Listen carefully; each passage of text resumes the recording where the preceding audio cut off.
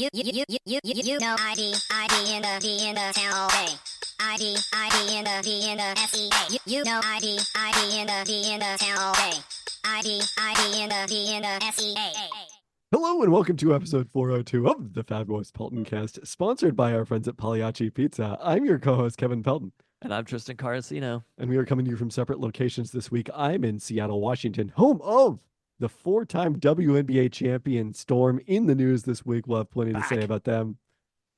And I'm coming to you from Washington, home of the Super Bowl 48 champion Seattle Seahawks, and hopefully an offensive coordinator eventually, maybe a defensive coordinator too.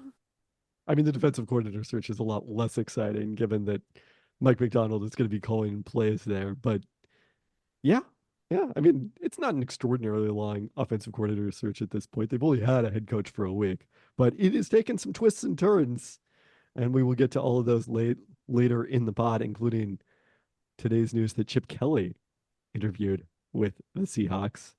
But let's get into it, starting with our toasts this week. We have a farewell to Tristan's lookalike, former Sounder and Federal Way native Kellen Rowe, who announced his retirement. Rowe was the number 3 pick of the 2012 MLS draft out of UCLA by the New England Revolution. He ended up playing 12 MLS seasons for 4 clubs, totaling 34 games and 39 assists in regular season play. Most memorably, with the Sounders, played 79 minutes as an early sub for the injured Joao Paulo as they beat Pumas in the CONCACAF Champions League final in 2022. I actually didn't realize this until I looked it up as I was doing this research. Rowe was also part of the U.S. men's national team for the 2017 CONCACAF Gold Cup title. So one of the few Americans to win both the CONCACAF Gold Cup and Champions League. There we go. Rowe limited to 9 MLS appearances for the Sounders by injury last season and told reporters he couldn't get to where he needed to be physically in recent weeks, leading to his retirement. All right, fair enough. Definitely the only soccer player that's my lookalike. Yes, the main soccer player who's your lookalike, the main MLS player. Staying on the soccer theme, a toast to Seattle being selected to host 6 games in the 2026 World Cup, including the second U.S. men's national team group stage match. Wow. So that's confirmed. The U.S. is coming here. Holy cow. We know which group that they are in, along with presumably Canada and Mexico. And knockout games in the round of 32 on July 1st and the round of 16 on July 16th. So they're going to be in a group with Canada and Mexico? No, they're all in separate we know groups. What groups those are just those predetermined. Those countries are in right now. We don't have to wait for them to qualify or for the draw, which are well down the road. Italy still hasn't even failed to qualify for this World Cup. That's how far down the road it is. The amount of teams that are hosting, I mean, U.S. and Mexico would probably make it either way. Throwing Canada in there, though, like how many teams could combine to host a World Cup for these automatic bids? I mean, it partially now, this is easier because they're expanding the pool, 48 right? teams. Yes. From the previous 32. So Canada would have, I think, a much more realistic shot at making the World Cup in the 32 team, at the 48 team era. I don't know if we know the distribution of bids by confederation. This is actually, I feel like Italy is at least partially responsible for them increasing the bids. I think money is responsible for them increasing the number of bids. Money is responsible, but also having, the Italian team is a valuable team to be in the World Cup. It's money, but it's also like on a world stage, they want those teams in there. Now, Canada did make the World Cup in 2022, but that was just the second that the country had ever played in. Their second ever World Cup? Who's the, is it Davies, right? Is Canadian? Alphonso Davies? Yeah. Yes, Jordan Heidema's ex, right? Yeah. So, yeah, so this is a moment for Canadian soccer without question, and certainly a big deal for Canada to be hosting as well. There's going to be, I believe, 5 games in Vancouver. So if you want to go across the border, a lot of opportunity to see matches here within the Pacific Northwest. There we go. Yeah. Yeah, he does play for Canada, not for Ghana. Yeah, I knew that. Yeah. All right. Well, good for Canada. I'm mostly excited, though, for Seattle, Washington. That's right. Soccer City, baby. I mean, there are not that many cities around the country who are going to be hosting one of these. So that's pretty awesome. Yeah, it's very exciting. Guaranteed to be hosting one of these. Do you think that'll be the most expensive ticket in Seattle sports history? This is a good question. I assume this year's MLB All-Star game would have to be high up there. That checks out. Because I don't know, there's just been such an inflation in the ticket market. I think even since the Seahawks hosted the championship games, like those would have been like the most in demand games in Seahawks franchise history. I bet them hosting Russell Wilson on Monday Night Football was That pretty was a high big up there. one. Yeah. I don't know. Mariners playoffs, the first playoff home game in 2022. The only playoff home game that they've played since 2001. That's another candidate. Oh, the first Kraken game. I wonder how if that was way up A there. lot smaller for sure. Yeah, And they were that's playing Vancouver. that's an interesting thought experiment. About, Also, I mean, it's not a thought experiment because the data does exist somewhere. I was It's going to just say, probably not I'm easier to sure compile. that we will hear about this. But like by the time we get to 2026, this is going to be setting records. Oh yeah, For I getting I in. I did go on the FIFA website yesterday and register my interest in tickets for the World Cup. There we go. You're probably the So- only one. Yeah, I'm probably first in line. Yeah. Register Oh, my look. interest. The fabulous Peltoncast is ready to be there. Let me tell you. There we go. Do you have to? Is that registering your interest for like the Seattle block of games, I or is believe it so. specifically that one? Okay. So, all right. Lastly, in our toast this week, and congratulations to UW forward Keon Brooks Jr., named one of 10 finalists for the Naismith Hall of Fame's Julius Erving Award, which honors the nation's best small forward. And never mind that Keon Brooks actually plays power forward, as does one of the other finalists, Gonzaga's Anton Watson, even less plausibly a small forward than Keon Brooks Jr. Well, those two players will have one thing in common. One other thing in common besides not being power forwards, that they're both going to be sitting home in March. Are we talking about Gonzaga later? Can we talk about this right now? Yeah, no, why would we be talking about Gonzaga later?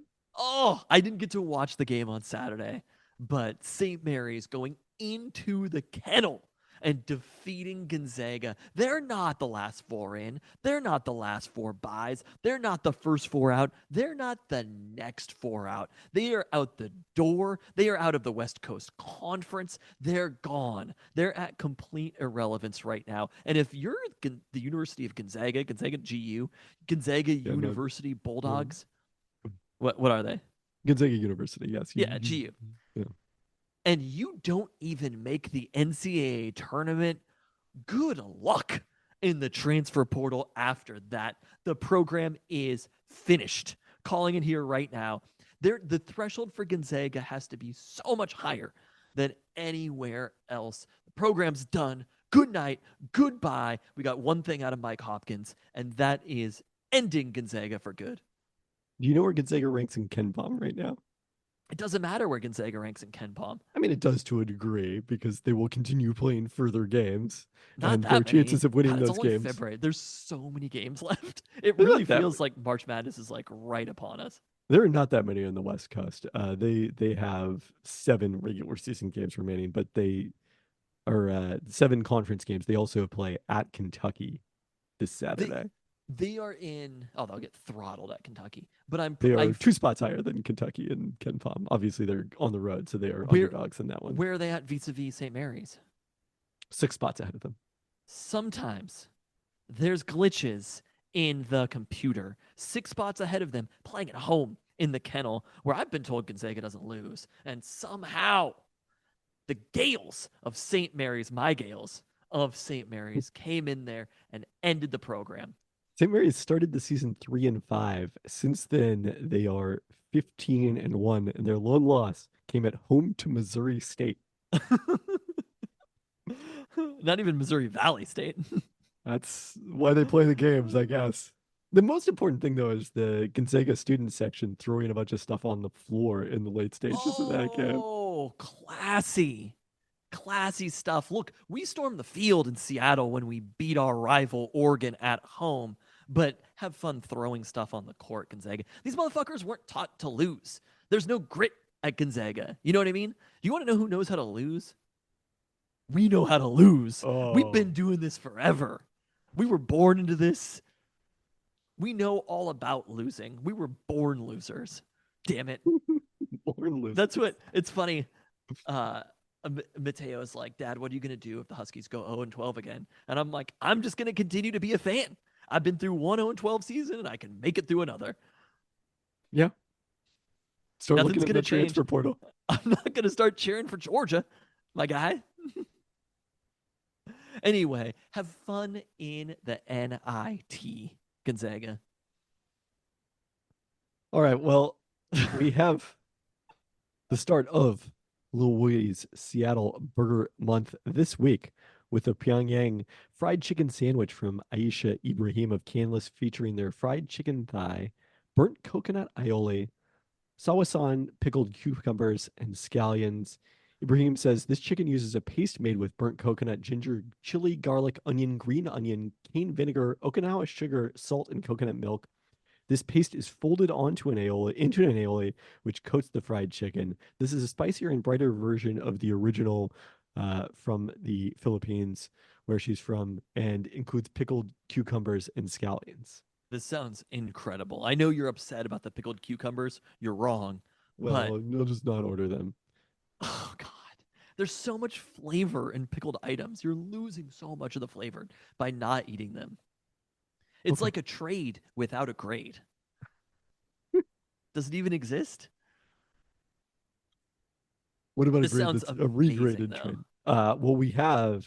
Well, I have not yet been had this. I'm planning to get it on Thursday night to celebrate the passing of the NBA trade deadline and said grades. But Talking Taco Time co-host Randy Cote ordered it up today on the first day it was available and hit up the group chat to tell us all how amazing it was. Well, it's funny. I'm on Instagram right now, the Little Willies Instagram, and the first comment is from Randy Cote, who says this was all caps, so good. There you go.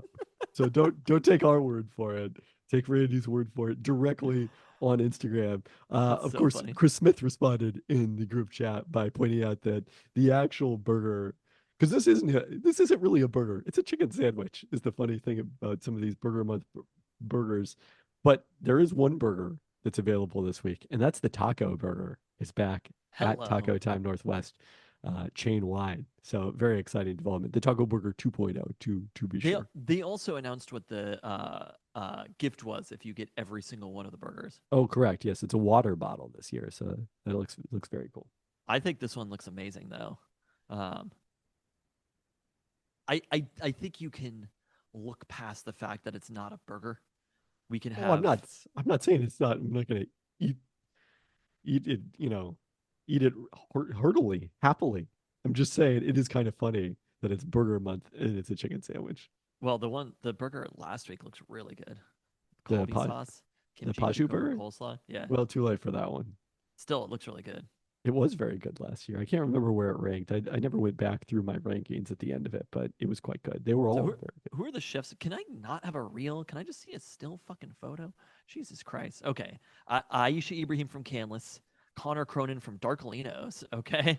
Yeah, little nepotism there. We didn't tease that, by the way. It's nepotism week in Seattle sports. Look, just get used to it. Every week is nepotism week in Seattle Oh sports. no. Some of them are more notably nepotism weeks than others, or at least the start of the nepotism weeks in earnest. Janet Becerra from Pancita and Taylor Cheney from Yala. Okay. Yeah. So we look forward to eating along with this, of course, throughout Seattle Burger Month, I might have to get down to Seattle and get one of these. as you should. Are you moving on from food? I am. Did you have something else on the food topic? I think it's time, Kevin. It's very rare that you would address me by my full given name. Look, we've done this search for Seattle's best IPA for a long time, and I think it's time that we move that into endemic territory, right? I mean, I still plan to complete it. We just need a live show to within range to. I don't know if you're ready to announce anything there. You said that as if I had something to Or plan announce. anything there, I guess is what I should say. Need to find a better agent. too busy booking sold out shows in Indianapolis, Indiana. Thank you. It's no dunks at All-Star Weekend. But have we talked about our spring search? We have not. I think we need to do a spring search for something that I am actually participating in. Okay. And I think it's time that we officially inaugurate. We did this during the dark years, offline when we hated each other. I think it's time to find Seattle's best cookie. I mean, I suppose so. Yeah, I was expecting that to be uproarious cheers. I thought I was going to do the whole "Are you not entertained?" thing. Like, I mean, we've been like Seattle's best cookie is unique in that it's a search that's been ongoing throughout the Peltoncast history. but I this would is say. time we break it To down actually bracket it. to bracket it, but to also first go to these locations. There are a lot of new entrants. Well, if it's lately. a spring search, then we're gonna have to bracket it. I mean, unless you Well, want we this to go search all and then summer. bracket. You're saying we have to start with a bracket? Can't we eat the cookies first? I'm just saying, I don't know how long you think this search is gonna take. Okay, well, just whatever we do, let's make the bracket as convoluted as possible, okay? We understand the assignment there. Search for Seattle's best cookies. Now, we could discuss this. Seattle's best chocolate chip cookie. I mean, you know my philosophy on this. There's a lot of people that, this comes up with pizza. They're like, I always get the cheese pizza anywhere I go because that's the measure of quality and I can compare it across all of them. And to me, my philosophy is a restaurant is only as good or as bad as its worst item. And So we should find the worst item Did at I every say it's worst location. item? Yeah, you said it's worst item. No. Sorry, that's not what it's I mean, always that gonna could sound. be a measure to be It- like, It could be, yes, I agree, but that's not the measure I believe in. I believe it's only as good or as bad as its best item because that's what I'm gonna order. And like, it doesn't matter, how good all the other stuff might be at Loretta's. I'm only going to order the tavern burger there, so it's irrelevant to me. I Whether think there's a the- lot of other really good food at Loretta's for what I- it's so worth. I'm sure there is. I'm just saying, I'm never gonna order it. You're going to find the worst item.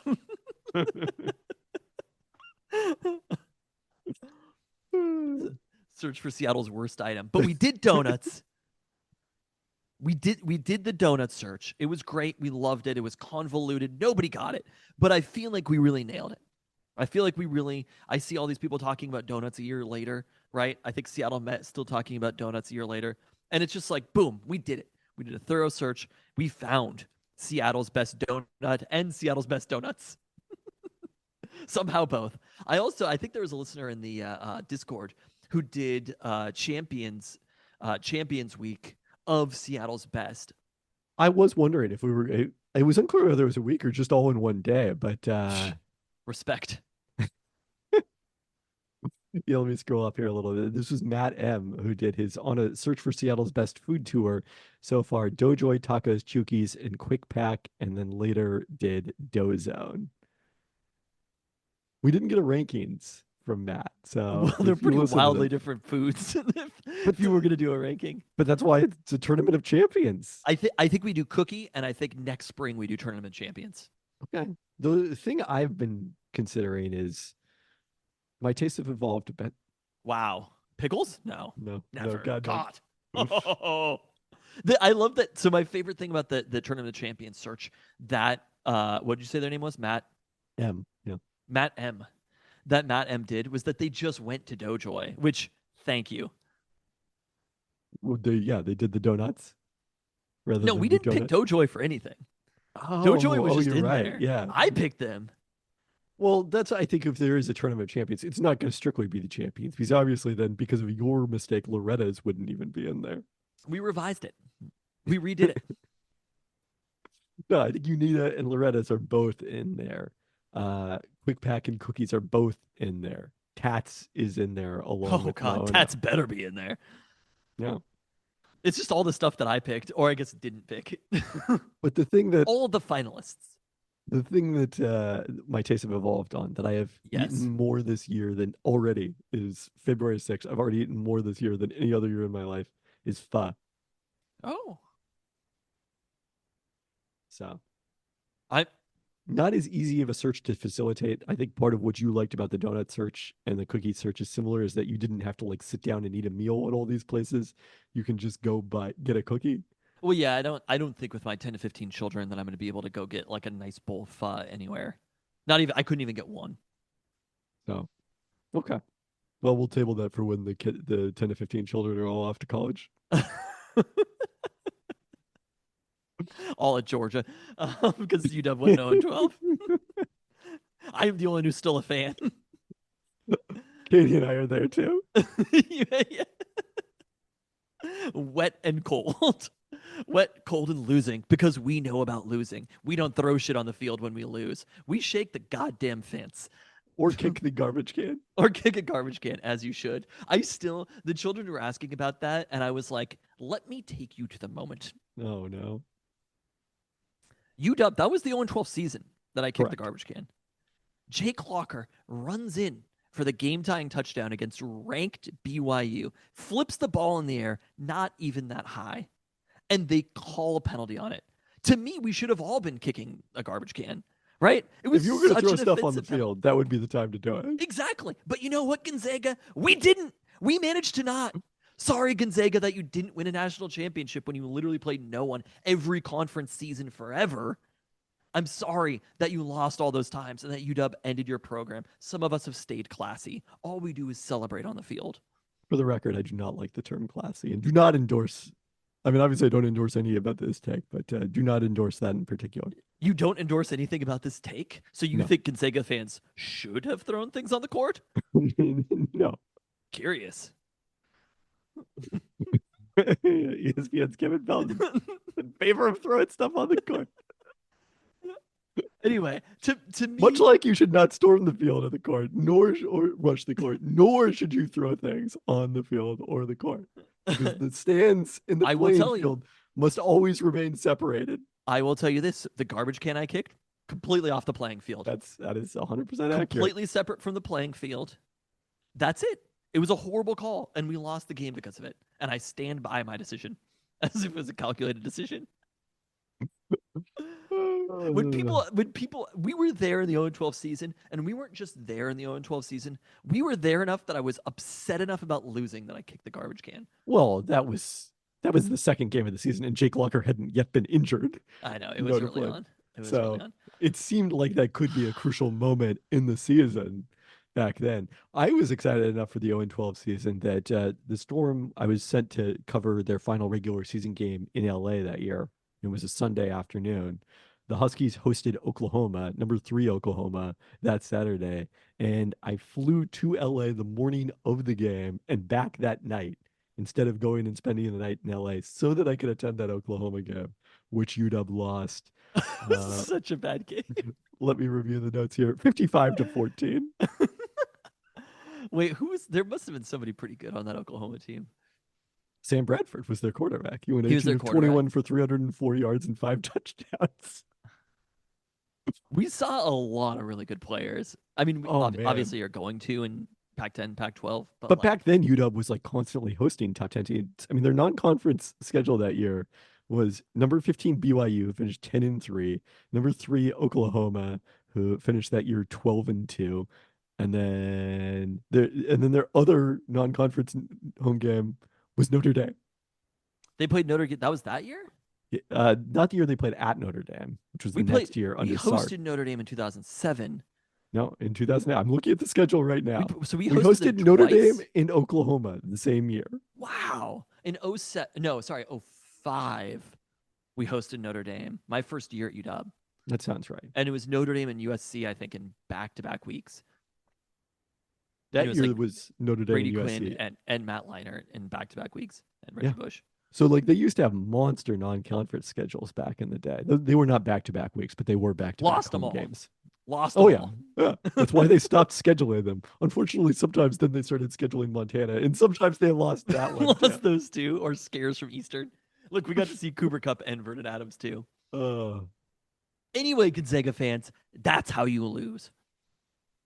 Point being, I think it's time. I All think right. we should start this. Search I for mean, Seattle's best cookie. Costco has the cookie. We need to talk about it. We do. I agree. Taco Time has a cookie. Yeah. Like this, it has shaped up perfectly. All things have aligned. All the It's quadrants. So we're gonna have Randy and Chris on to talk about the Taco Time cookies. absolutely we are. Look, have we not cultivated these relationships for a reason to lead us to this point? It's like this isn't an Indiana Jones or something, right? Where the light has to hit a certain point and then the thing happens. That is what has happened to us with the search for Seattle's best cookie. And at the same time, we've got real competitors now, right? Treat Cookies is out there. There's two competitors in my mind. Maybe three. I do love Hello Robin. But I've personally conducted the search. That's the other interesting thing about this. Personally conducted the search. I don't know. There's a difference between doing a personal search and doing it when you're actually critically judging these things. Yeah, I don't know that I'm gonna learn a lot about the different styles of cookie and all of a sudden be like, oh, I really like spicy cookies. But to me, Treat and Met Market, the cookie, are on a collision course in the final. What is the other cookies? Hello Robin? Bells? Yeah, but yes. I'm telling you, there's some cookies in these streets. Sometimes I also can't have the Met Market cookies, so it's a little complicated. They must make a nut-free version of it, right? They do not. Wow. That's kind of wild, actually. Maybe we should petition them. We haven't successfully done any of these things we've, set out to do online, but does whoever I'm runs fine. I don't care. I'm fine. Does whoever You're runs saying Met the Market, cookie is that good? I just told you that it's if it's not one, it's 1A. Wow. Okay. And I really love Treat cookies. So that tells you how strongly I feel about the cookie now. But let's not do the search before the search. We'll start that next week. Actually, yeah, no, I guess we will. But for now, let's talk a little bit about basketball because last week was the return of Damian Lillard to Portland. Did you catch any of this game? Yeah, I didn't see the end, but I saw most of the middle of the game. The night went, I think, about as well for the Blazers as it possibly could have gone. There was no negativity whatsoever after Damian Lillard's trade request last summer, and a little bit of ugliness back and forth between him and the front office about how that finally went down because of his desire to go to Miami. But ended up very happy about it, getting traded to a championship contender in Milwaukee, despite the turmoil that the Bucks are currently in with Doc Rivers taking over as head coach mid-season. Dame spoke for over 20 minutes, I think, pregame, and handled everything beautifully. Repeatedly said that he was not going to cry, and then said after the game he did not cry, although onlookers generally believed that he was wiping away tears. Crygate. Hashtag Crygate. He spoke for 20 minutes. No, to media, not. Oh, I was like, he did a fucking monologue to the fans. He didn't sue Bird this. Oh my god! I was gonna say he's like Bill Simmons doing Castaway solo on the rewatchables. He didn't get on the microphone at all during the game. Okay. But there was over a minute long ovation when he was announced with the Bucks starters. I was kind of surprised they didn't announce him last, although I guess that allowed them to keep going and stop the ovation at some point. We had the two different tribute videos, one focusing on his on-court plays after the first time out, during the first time out, and then one about his community work in Portland during the second. No, okay. I don't think that specifically came up. Someone pointed out, I forget who mentioned this. Might have been Ben Golliver, that they did an ad read. Toyota dealership. They did an ad read for Damian Lillard Toyota at one point during the game. I don't know if there's still just a straight up Blazers sponsor or what the story is, but he's still inextricably tied to the Portland community. And then they played the game, and Dame wasn't bad, but did not take over down the stretch, and it was like a playoff atmosphere in there. Fans were totally into it. It was really awesome. We're standing throughout the last couple of minutes, and Anthony Simons, Dame's kind of protege, like the anointed successor who has worked with his personal trainer Phil Buckner, comes through and delivers the game-winning shot in the late stages. It was a terrific night all around, and Probably the closest we're going to get to that playoff atmosphere in Portland for a while here. Oh, and also Sco was 15 points in the first half. He's playing much better recently. Has had several of his better games of the season in the last week here. So encouraging developments for the Blazers. Perhaps he will be good just in time for the Seattle to get a team back. All right, let's get into the Mariners, who have made another trade. I thought we were going to do this emergency pod style. I'm ready to talk about the Storm. I don't want to talk about the Mariners. Somebody made moves this week. I mean, the fact that it's a day later, it's no longer that emergency potty to me. But if you want to talk about the Storm, we can talk about the Storm. I have actual questions about the Okay. Storm. Actually, I have actual question about the Storm. Had they Maybe signed? can we walk through the transactions first? Sure. So last Thursday, on the opening day of free agency, a couple of days after we recorded, they signed Skylar Diggins-Smith, six-time All-Star, I believe, All WNBA first team. Her most recent season in 2022 with the Phoenix Mercury, did not play at all last season after giving birth, and also it was an acrimonious split from the Mercury. She said on Twitter that they wouldn't even allow her to use the practice facility last year to work out while she was on maternity leave. But clearly So the top. can you explain to me why that was such an acrimonious split with the Mercury?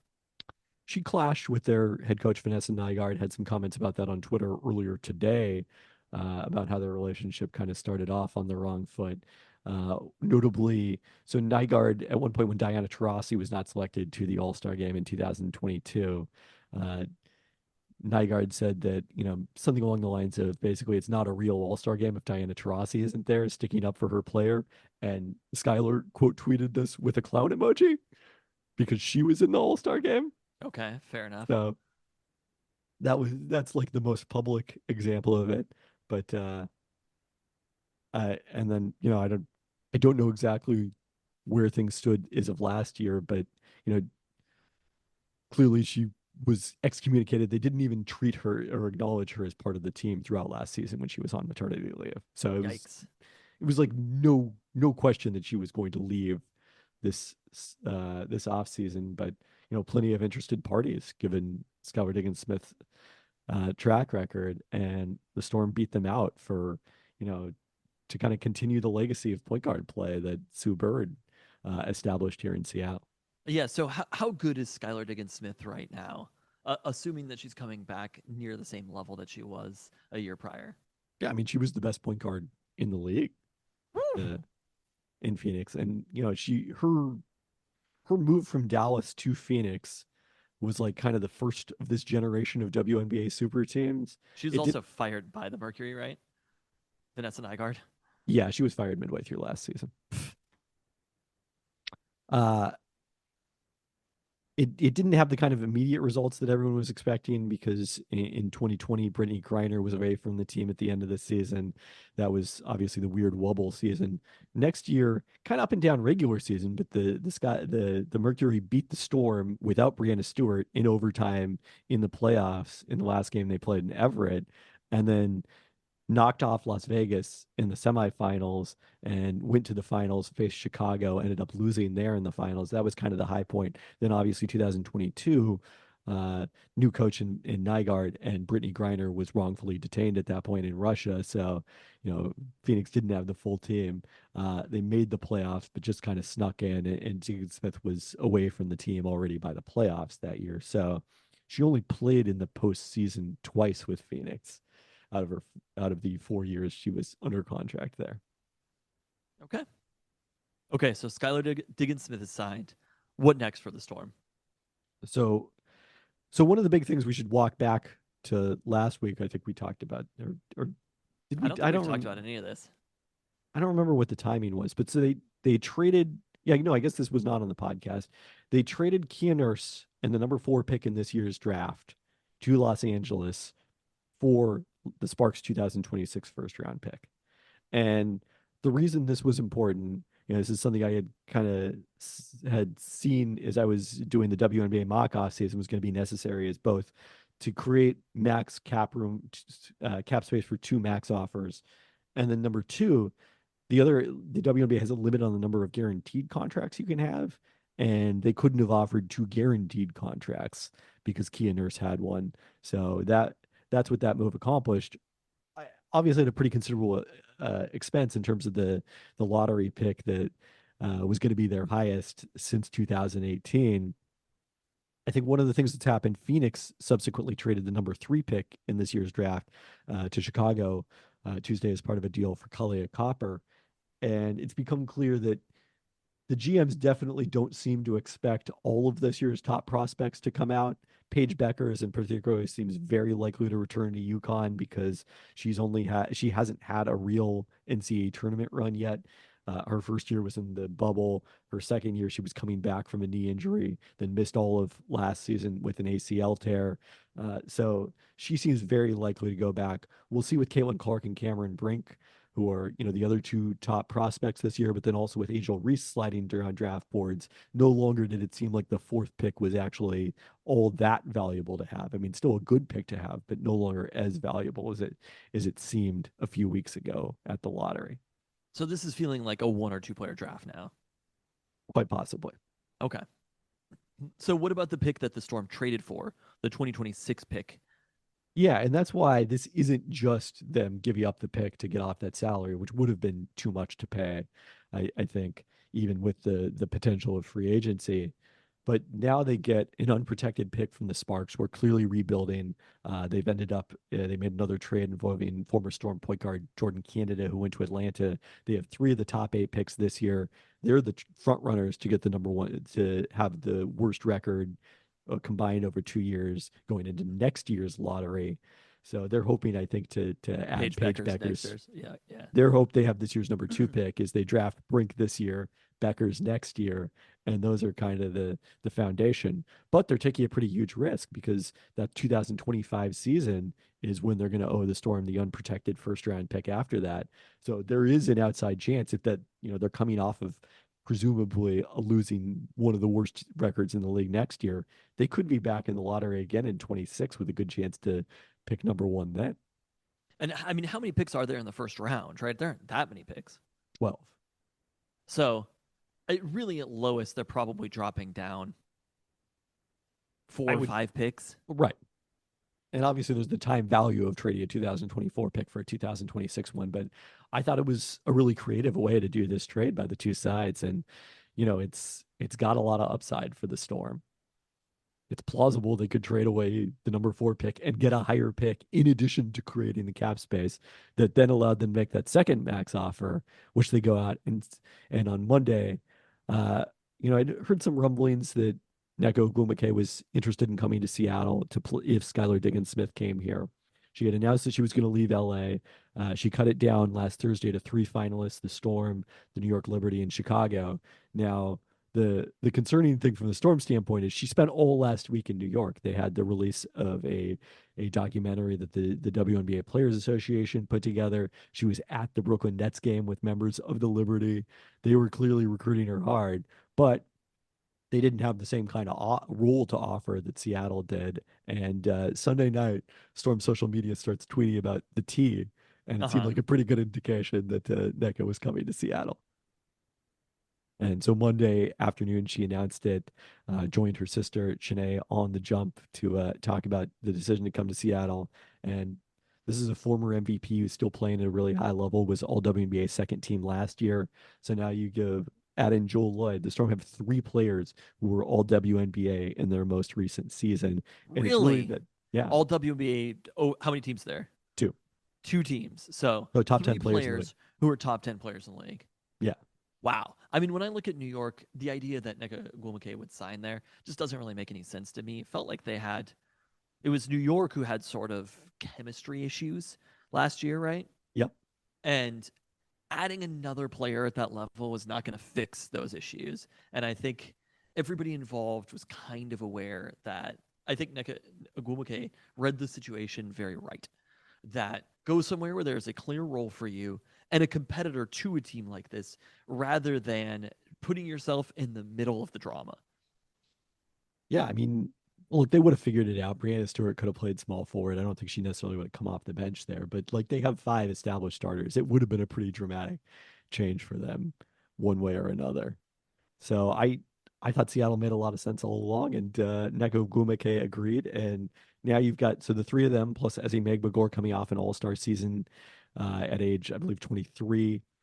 And the biggest question is going to be who starts, I think, alongside them. Jordan Horston, last year's first-round pick, is who they surely want to have step into that starting role. She can be the top perimeter defender. Versatile there. Got to improve the 24% three-point shooting from last year. I think most of the time you're going to have Sammy Whitcomb finishing games in that small forward spot for the playmaking and shooting that she provides. But that's a pretty strong top six. You got Mercedes Russell as part of a rotation in the front court with Ezi, who can play both power forward and center, depending on who she's partnered with. Dulce Fankum Mengiadu, after her rookie season, also in the mix there. And then a really important player for the Storm is going to be Jade Melbourne, who was the youngest player in the league last year. Presumably steps into the backup point guard. It's pronounced Melbourne. I tried to drop the R there. I don't know if it worked successfully.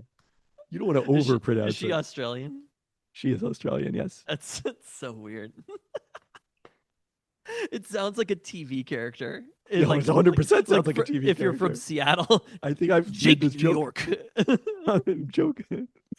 Jade Melbourne. Paul Hollywood. That's incredible. It's such a good name, Jade Melbourne. So she's currently in national team camp with Ezi and Sammy right now. And what I don't know what that question was. Future Storm legend, former and future Storm legend. Oh, Lauren Jackson. Is she on the team? She is, yeah. It's time, Storm. It is time. There's a role. There are a lot of Aussies on this team. We've got Jade Melbourne. You're underpronouncing it. So Melbourne.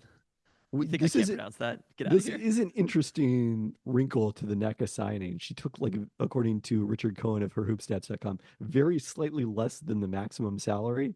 And what that means is the Storm can fill out their roster with two players making the veteran minimum instead of needing to go with someone on the lower rookie minimum. So Lauren Jackson could be one of those two. Wow. Veteran minimum, huh? That's a pretty tempting offer. Lauren is still not coming back. Okay, so after adding a point guard, adding a power forward to a team that already had some talent, but just needed extra high end talent, right? That's what the Storm needed. Look, we know what this looks like. Like exclusive, where the people do the Photoshop and it's the player previously playing for that team in the jersey. You're saying this is they've just Control-C, Control-V, Sue Bird, Brianna Stewart onto this roster again. Obviously, Skylar Diggins-Smith and Neko Gonke are not the same players. But isn't Skylar Diggins-Smith maybe better than where Sue was at this point? Yeah. So you're saying they might be better than Sue Bird and Neko Gonke is not as good. Much love to her as Brianna Stewart is at this point. There's a reason that Stewie won MVP last season, her first year in New York. And of course, the other thing is that version of the Storm did lose to Las Vegas, who is even stronger with Alicia Clark, and presumably they're going to have Candace Parker back, although she hasn't officially made a decision on this season yet. And you've got New York is this other really powerful team. I think it's going to be fascinating to see what happens with that next tier. Connecticut is the team people always forget about in these conversations, but they've got their whole core back. They re-signed Brianna Jones and Duana Bonner after Bonner considered coming to the Storm as well. And, you've got Dallas and Atlanta are two young teams on the rise that finished 4th and 5th last season. And then I mentioned Phoenix. They added Kalia Copper. They signed Natasha Cloud and added Rebecca Allen in a sign and trade. They're going for it right now. Minnesota quietly had a very nice offseason. There's a lot of teams that are in the mix. I think you must have named every team in the WNBA. That's 7. There's a handful of teams that are not competing right now, like LA and Chicago are clearly playing for lottery positioning. We'll see what happens with Washington and LA and Deladon, but they don't look nearly as competitive this season. But I would say if I'm penciling things out right now today, I have Seattle in 4th behind Las Vegas, New York, and Connecticut. Okay. But even let's say that Breonna Stewart resigns with the Storm, right? Sue Bird retires. Breonna Stewart resigns. Maybe they pick up point guard from Courtney uh, Vandersloot. the college on the eastern half of the state. Even still, they're probably about the only difference is that you take away one of the competitors in New York. They're Exactly. weaker. Yeah. But like all things considered, this team doesn't look that different than that. Save for having a super team and just adding talent and adding talent and adding talent, which may happen after this. There's a reality that Vegas and New York are kind of tapped out, right? The Storm still have the possibility to bring in extra players. This season or in 2025? And beyond, this season and beyond. So one thing, NECA signed a 1-year contract. The thing that's notably happening in the WNBA next year is expansion in 2025 to the Bay Area, where NECA played at Stanford. I would not necessarily count on her being in the Storm uniform for a long time, but it probably depends on how this year goes as well. Of course. I think the ability to sign these two players. She's also sort of, 33. Like what is the aging curve of WNBA players? Like Skylar Diggins-Smith, Nneka Ogwumike are both 33 years old. Yep. It's probably not as severe as in the NBA, but yeah, obviously they're on the downside of their careers. How they could probably play till 38 or so, something like that. I mean, Sue Bird played into her 40s. You're advocating for them to sign Lauren Jackson. I don't know if you're aware of that. She's in her 40s. Yeah, but I'm not saying Lauren at Jackson a high should level. Yeah. I mean, look, you're committing. Diggins-Smith did sign a 2-year deal, but both of them are still within the window of their primes, though. Just maybe on the latter half of their prime. They're at the point where, look, it's plausible that you could have a pretty significant year-to-year decline, but I don't know that it's likely that you would expect that. But I think the important thing here is, from the Storm standpoint, this is the other element of trading away the 4th pick, is that like they've shown that they can go out and compete for the very best free agents on the market. These are the 2 best players that change teams, in free agency by my projections. The new practice facility is a huge part of that. Climate Pledge Arena is a huge part of it. The history of the Storm franchise absolutely is a huge part of that. And it is kind of funny, like we're in this free agency era of the WNBA now. The Storm hadn't really signed any notable free agents since this new CBA started in 2020.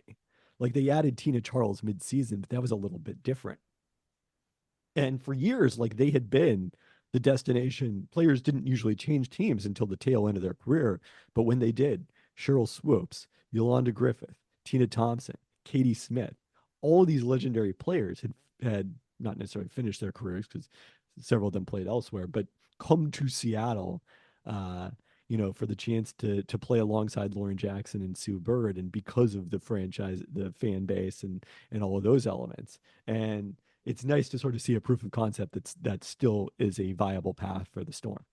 But I actually think it's even more exciting because this isn't Breonna Stewart and Sue Bird are here players that they drafted, right? This is to play with Jewel Lloyd, obviously, who's already on the roster, but like these are players that are replacing those legendary players. Yeah. This is a full reset of the organization. And from where we talked about at the end of the draft lottery, right? We talked about basically the pick that they got in the lottery. They got the worst pick in the lottery, which made sense. It looked like the outlook long-term, like they are probably going to get in the playoffs the next year after missing this year. Things were looking pretty bleak for the Storm a year ago. And if it wasn't, not even a year ago, 2 months ago, and if it wasn't for their ability to go out into free agency and sign both of these players, then the situation would still be pretty bleak, especially when you talk about who's out there, who's likely going to come out in the draft. They probably wouldn't have ended up with a top-tier player, right? So they would have, probably next year will be closer to like a drop off after, if it's, assuming Brink comes out and next year it's Becker is the only player from this group, there'd be a bigger drop off. There's other players, Rory Harmon, who's out with an injury right now, but yeah, that's the thing term, though. What's the thing? In the WNBA, because it's so much smaller and star talent is so much more concentrated, like that's why I love getting this this unprotected pick from LA, because there's an outside chance it could be the number 1 pick. Yes. And like that small chance is actually to me in some ways more valuable than having the sure thing of the fourth pick in this Oh year's yeah. draft. Well, like as far as I can tell from the WNBA, almost every year there's at least one franchise changing type player. But you kind of have to have number 1 or number 2. Right. And number 4 is fine, but it's not quite the same as in the NBA where basically every pick in the top 5 is there's a chance of that player being a superstar player, right? Yeah, I think that's fair. So, and like players are coming out as much more proven commodities than they are in the NBA. So it's kind of like you either have the pick and you draft the player or you don't. Uh, so I think this is huge. I mean, who knows long term, but at this point, you don't think about long term. You just go try to win now because that's what the Storm have been successful at. And that's why they were able to make these free agent signings, right? And the thing is, Vegas and New York are not going to be like this forever. They're not going to have these teams, these rosters. Eventually, that'll have to change. I don't know what the salary cap looks like, but as the league grows, like those rosters are going to change. Players are going to age, etc. So I think you just have to focus on being as good as possible in the moment, and they've done that for these last 2 decades. And also, I think credit is due to the consistency of the Storm, the fan base of the Storm, the arena, the practice facility, everything about it. This is a good place to go play basketball in the WNBA right now. The other thing I'd say about Vegas and New York is they're forcing the rest of the league to up their games to compete with them in free agency. And the Storm, obviously, the practice facility was long underway by the time these super teams formed.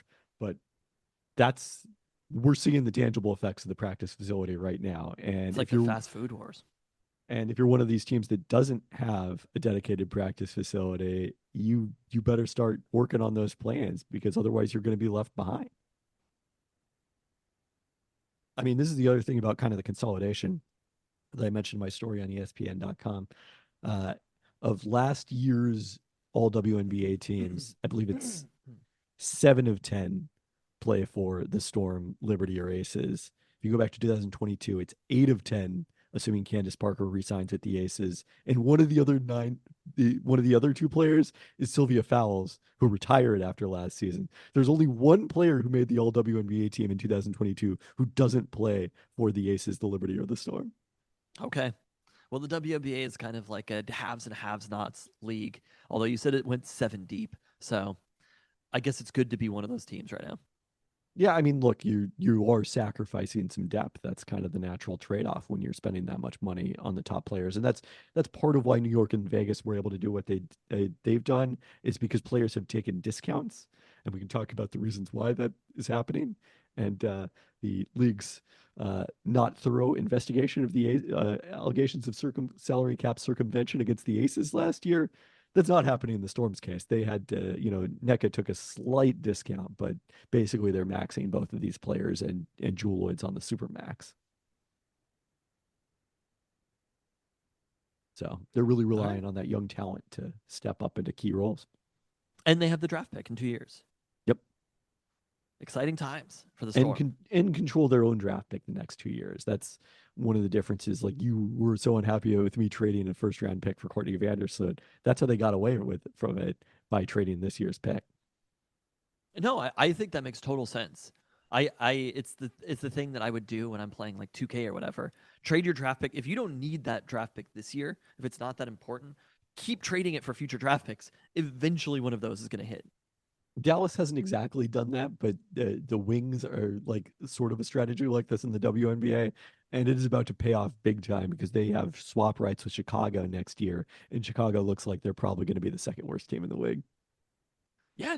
If the Storm don't need that player this year, or they didn't feel like, I mean, they had to clear out they didn't make the trade to be able to make the signings anyway, but if they didn't need whoever was going to be the 4th pick in the draft, obviously it'd be helpful to have that player or whatever, but like. They could have drafted Nazi.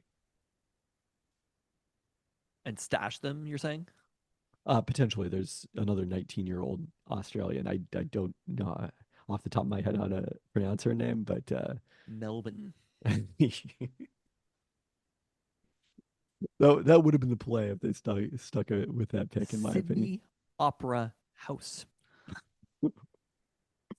Well, it's going to be another exciting season with the Storm. So It's I'm looking forward to it. you said it's gonna be another exciting. Last year was not an exciting season, Yes, we're back to an exciting season with the Storm. 2022 was great fun. and it's a little bit more fun, right? There's new blood in Seattle, which there hasn't been in a long time.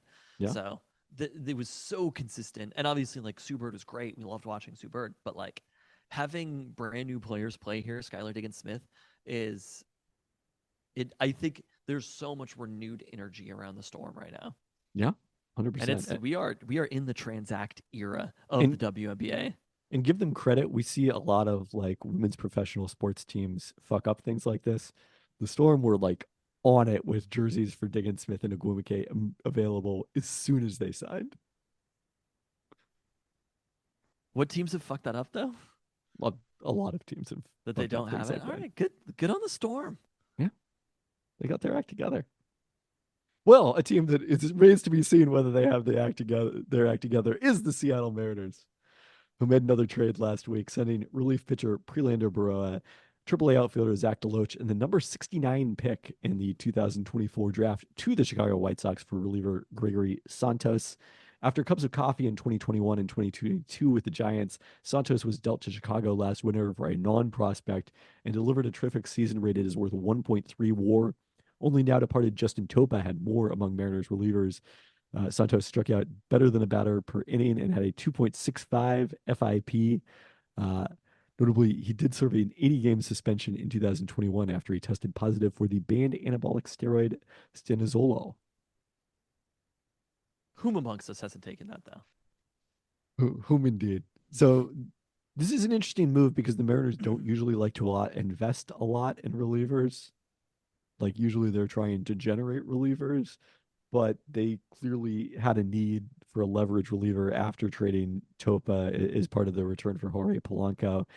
And Santos, I think one of the things that was attractive about him is that they have him under team control for a long period of time Oh with a little yeah. over 1 year of service time. That's sweet team control. Love There to was a video manipulate that that service time. Mariners developmental or whatever tweeted about like an international player signing, and he was like crying while signing, and I was like, all the Mariners are thinking about is that sweet service time.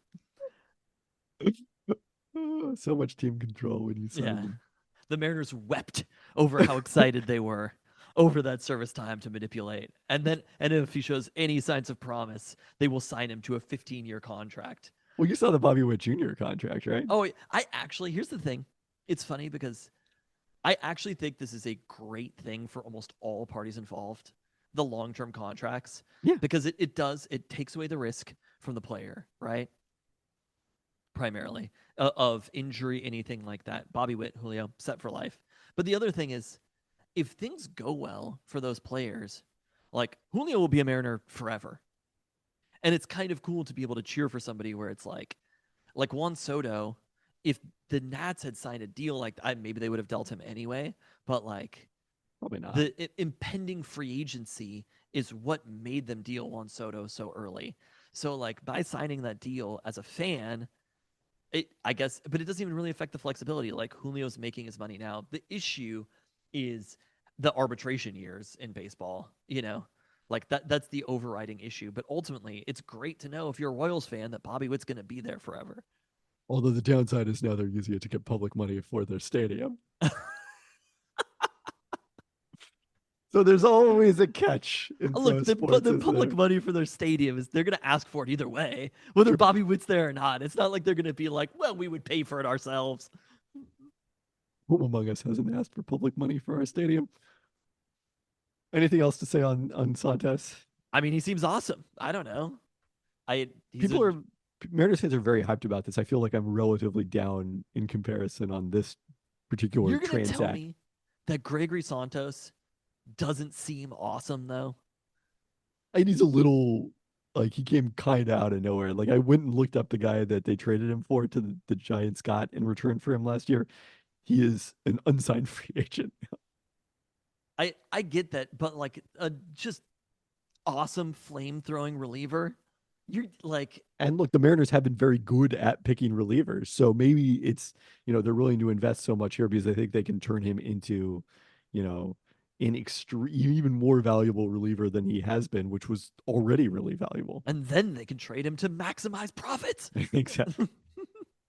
I mean, so it was basically the piece that they traded here was that 69th pick in the draft, right? I mean, Baroa is. I think I saw he was the 15th ranked prospect. So for a reliever to be that high is In the organization. yeah, not in all of baseball, obviously. And then Deloach's AAA stats were actually pretty good, although maybe everyone's AAA stats are pretty good. Rich Amaral sure were. Sam Haggerty's were terrific last season. Hey, how dare you? uh, I, it's actually a little bit of a win now move, It's and a very much win now move. Yeah. what we've been asking, we can't be mad at the Mariners for not making win now moves, and then when they make win now moves, also be mad at them, if that makes sense. I mean, I'm not So mad at them. I'm just not like as hyped as everybody else. I'm like, okay, seems fine. as a player, if Gregory Santos is even close to as good as he was with the White Sox, we will be hyped. He'll be closing games for the Mariners. We will be so excited when he's I coming. think to the that is game. plausible. Yeah. So- Unless they think he's more valuable not closing games. or whatever. But like he'll be pitching in high leverage situations. Yeah. So it'll be fun watching him. He'll be part of Los Bomberos. I have no idea the 69th draft pick, what the chances are of that player reaching the majors. I would have to guess that they are extraordinarily low, though. So it's kind of like Yeah, I mean, to draft go picks get, don't get traded enough in baseball to really have a good sense of what the value of a draft pick is. but you could probably pick almost any pick outside of the top 15, and that player's chances of ever making the majors are probably not that high. But if they So- do make it, Oh, now we're talking. This Valentine's Day, get the Seattle Mariners the thing that they love the most.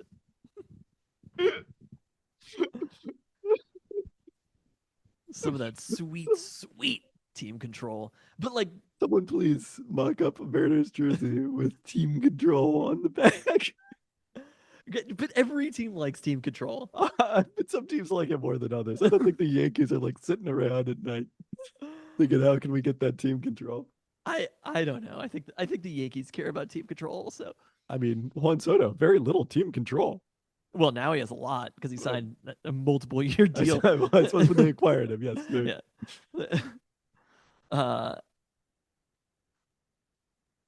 But this one is he's 23. You know what I mean? They didn't Yeah. like trade prospects or draft picks for somebody who's 32 or It whatever. could be Like, both a win now move and a long term move. yeah, I think this is a good move. I actually think that the Mariners, we talked about this the entire time, and I will note, you could look back at the tapes, even when I was upset. I was like, I still think the Mariners are going to do something. He's 24 offseason. for the record. I think you said 23. Oh, he was 23 last year. Yeah. I think the Mariners have had, all things considered, knowing the limitations around them. Look, if we're being honest, I told you this starting a long time ago. They weren't signing Shohei. The Mariners could have No. showed up with exactly the same deal that the Dodgers had. And they still weren't signing Shohei. Many teams did, apparently. It was a fanciful thought that they would ever have a chance. Shohei was going to the Dodgers. So, barring that, maybe they should have tried more aggressively to trade for Juan Soto. I don't know. It would have been exciting. It would have taken actual resources to have traded for Juan Soto. And the thing is, the Mariners still have those resources. Jared Kelenic is not the kind of trade asset that people in Seattle probably thought that he was. Like, the Well, people trade in assets. Renton. I don't think I ever thought that Kelenic was that great of a trade asset. But like, During the live pod, well, that moment, that was the greatest Kelenic moment of all time. The assets that the Mariners have are, excluding Julio, obviously, it is all of their pitchers, right? They got off the expensive contract from Robbie Ray. They still have Logan Gilbert. They still have George Kirby. They still have Bryce Miller, right? Like, they still have all of those players in the system that if the moment comes, if they're 5-10 games over 500 going into the deadline and it's like, hey, we can do this, they can flip one of those players and actually go out and find hitting. So I think the Mariners have allowed themselves. I think there is a team that, from the start of the season, I'm not going to make the mistake of saying I see no holes. I think they are actually pretty deep offensively. They're not amazing, but they're pretty deep offensively. This is a better group of hitters than they had a year ago. I had 2 points I don't think I made on last week's pod. If I did, and you actually remember them, stop me. Number one, I think that people always think about their team is like the main character and every other team is an NPC. But like the Mariners are the only team dealing with financial issues because of the blow up of these RSN deals. Like the Twins traded Jorge Polanco. Like I think they'll do pretty well long term in that trade, but like they did that trade because they're massively cutting their payroll in part because they're massively cutting their payroll this off season and beyond. And like they're spending 40 million less than they did last year. It's not like going to come in a few million less like the Mariners. So like they're not alone here. And then number two, if you are financially constrained as the Mariners are, this is one of the points that Michael Lewis makes in Moneyball. You got to choose which warts you're willing to live with. And last year, the Mariners' wart probably was strikeouts. Gino Suarez, certainly Mike Ford, Teoscar Hernandez. That was the wart that those guys had. That was part of the reason that they were on the Mariners. This year, the Mariners have decided that wart is unacceptable. This year, their wart is durability. When you look at the guys that they've added, the Mitches, Polanco, like the common denominator here is health injury risk. And if those guys mostly stay healthy, the Mariners are going to be pretty good. If they stay completely healthy, the Mariners are going to be really good. And if they miss as much time as they did the last couple of years, then that depth could be tested. I mean, you have to have a lot of players. But also, when you're talking about the Twins, that's a playoff team from last year, which was not as good as the Mariners, by the way. Yes. But you look if the Mariners had been in the AL Central, how differently would we talk about the Mariners than if they didn't happen to be in the same division last year as the Rangers and Astros? If you look at the wild cards, there's 4 teams. There might even be 5 teams in the East who could all make the playoffs. The East is going to be extraordinarily competitive. You kind of just have to hope that as a byproduct of playing each other a ton, somebody is going to fall behind there, which is almost certainly what's going to happen. And it's probably going to come down to, are there going to be 3 teams in the AL East who make the playoffs, or are there going to be 3 teams in the AL West who make the playoffs? And the difference in that will probably be a handful of games. Could Gregory Santos be the difference of those games? I think there's a chance that making a move like this at the major league level, whereas Prelander, Baroa, or the 69th pick, we're not going to be that player. So these are the types of moves that you have to make. Also the flexibility, though, because if it is like we're within striking distance and there's a player out there who warrants an Emerson Hancock trade, the Mariners can go make that trade. And not every team who's a contender can do that, especially having young and team-controlled pitching. Like, there are not a lot of teams who have that, and the Mariners are one of the only teams in the league who have a glut of young and team-controlled pitching. It's hot stuff. As long as those guys all stay healthy as well. Somebody's not going to stay healthy, but that's why there are a lot of them. And there's other players that, we're not talking about Castillo in the same way because he's not in that same group, but like between Hancock, Brian Wu, Bryce Miller, George Kirby, Logan Gilbert, that's a lot of pitchers. Yeah. So I don't know. I am back to positive on the Mariners as we are 1 week away. Yeah, pitchers and catchers reporting next week. It's coming. Spring is coming. Didn't necessarily feel like it this week, but for Valentine's Day, pitchers and catchers report, and the Mariners get what they love the most. What gets them going? That sweet, sweet team control. All right, well, let's get into the roundup, starting with the Kraken. All-Star Oliver Bjorkstrand played for Team McKinnon with captain Nathan McKinnon in Saturday's NHL All-Star game at Toronto's Scotiabank Arena. Bjorkstrand was one of 4 players who weren't drafted and were randomly assigned to teams for the 3-on-3 competition. Who didn't get drafted? Because they don't want to have a last pick, so they just like take the last 4. Even worse. Sorry, hockey. It somehow is. I would much rather be the last pick than not drafted. He went undrafted. He's not even the Brock Purdy. He's the Thomas Rawls of the NHL All-Star draft. He's the Jermaine Curse, sir. There we go. Bjorkstrand did score as Team McKinnon tied Team McDavid 3-3 in the semifinals before losing a shootout 2-0. Kraken start the second half of their schedule. If it means anything, I've never once heard of Nathan McKinnon. You probably Kraken- have. He played against the Kraken in a number of playoff games last year. Who won that Oilers Vegas game? Oh, Vegas won it. Woo. Do you know about this at all? No. Edmonton was going for to tie the longest win streak in NHL history. Oh, I did not realize that. No.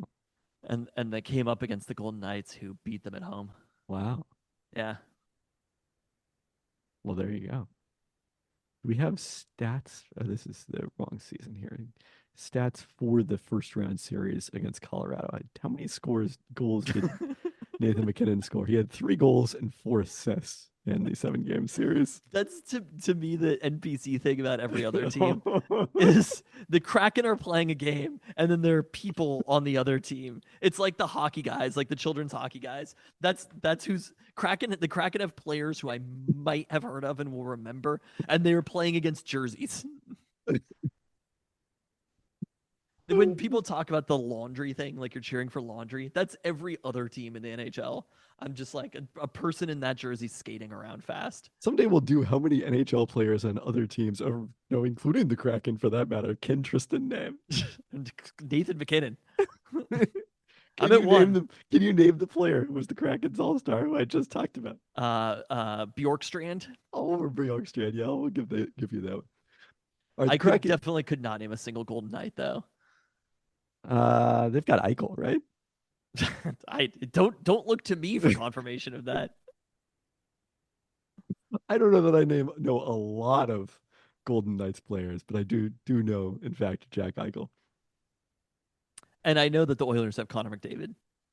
The Kraken start the second half of their schedule with their last East Coast road trip of the year, starting Saturday at Philadelphia, continuing with a back-to-back against the Devils and Islanders in the New York metro area Monday and Tuesday.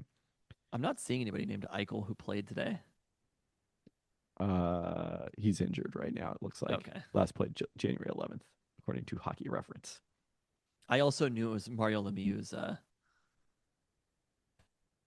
Penguins who had the longest win streak ever. Oh, I did not know. Yeah. You show me the Penguins in the 90s, I can easily identify Mario Lemieux.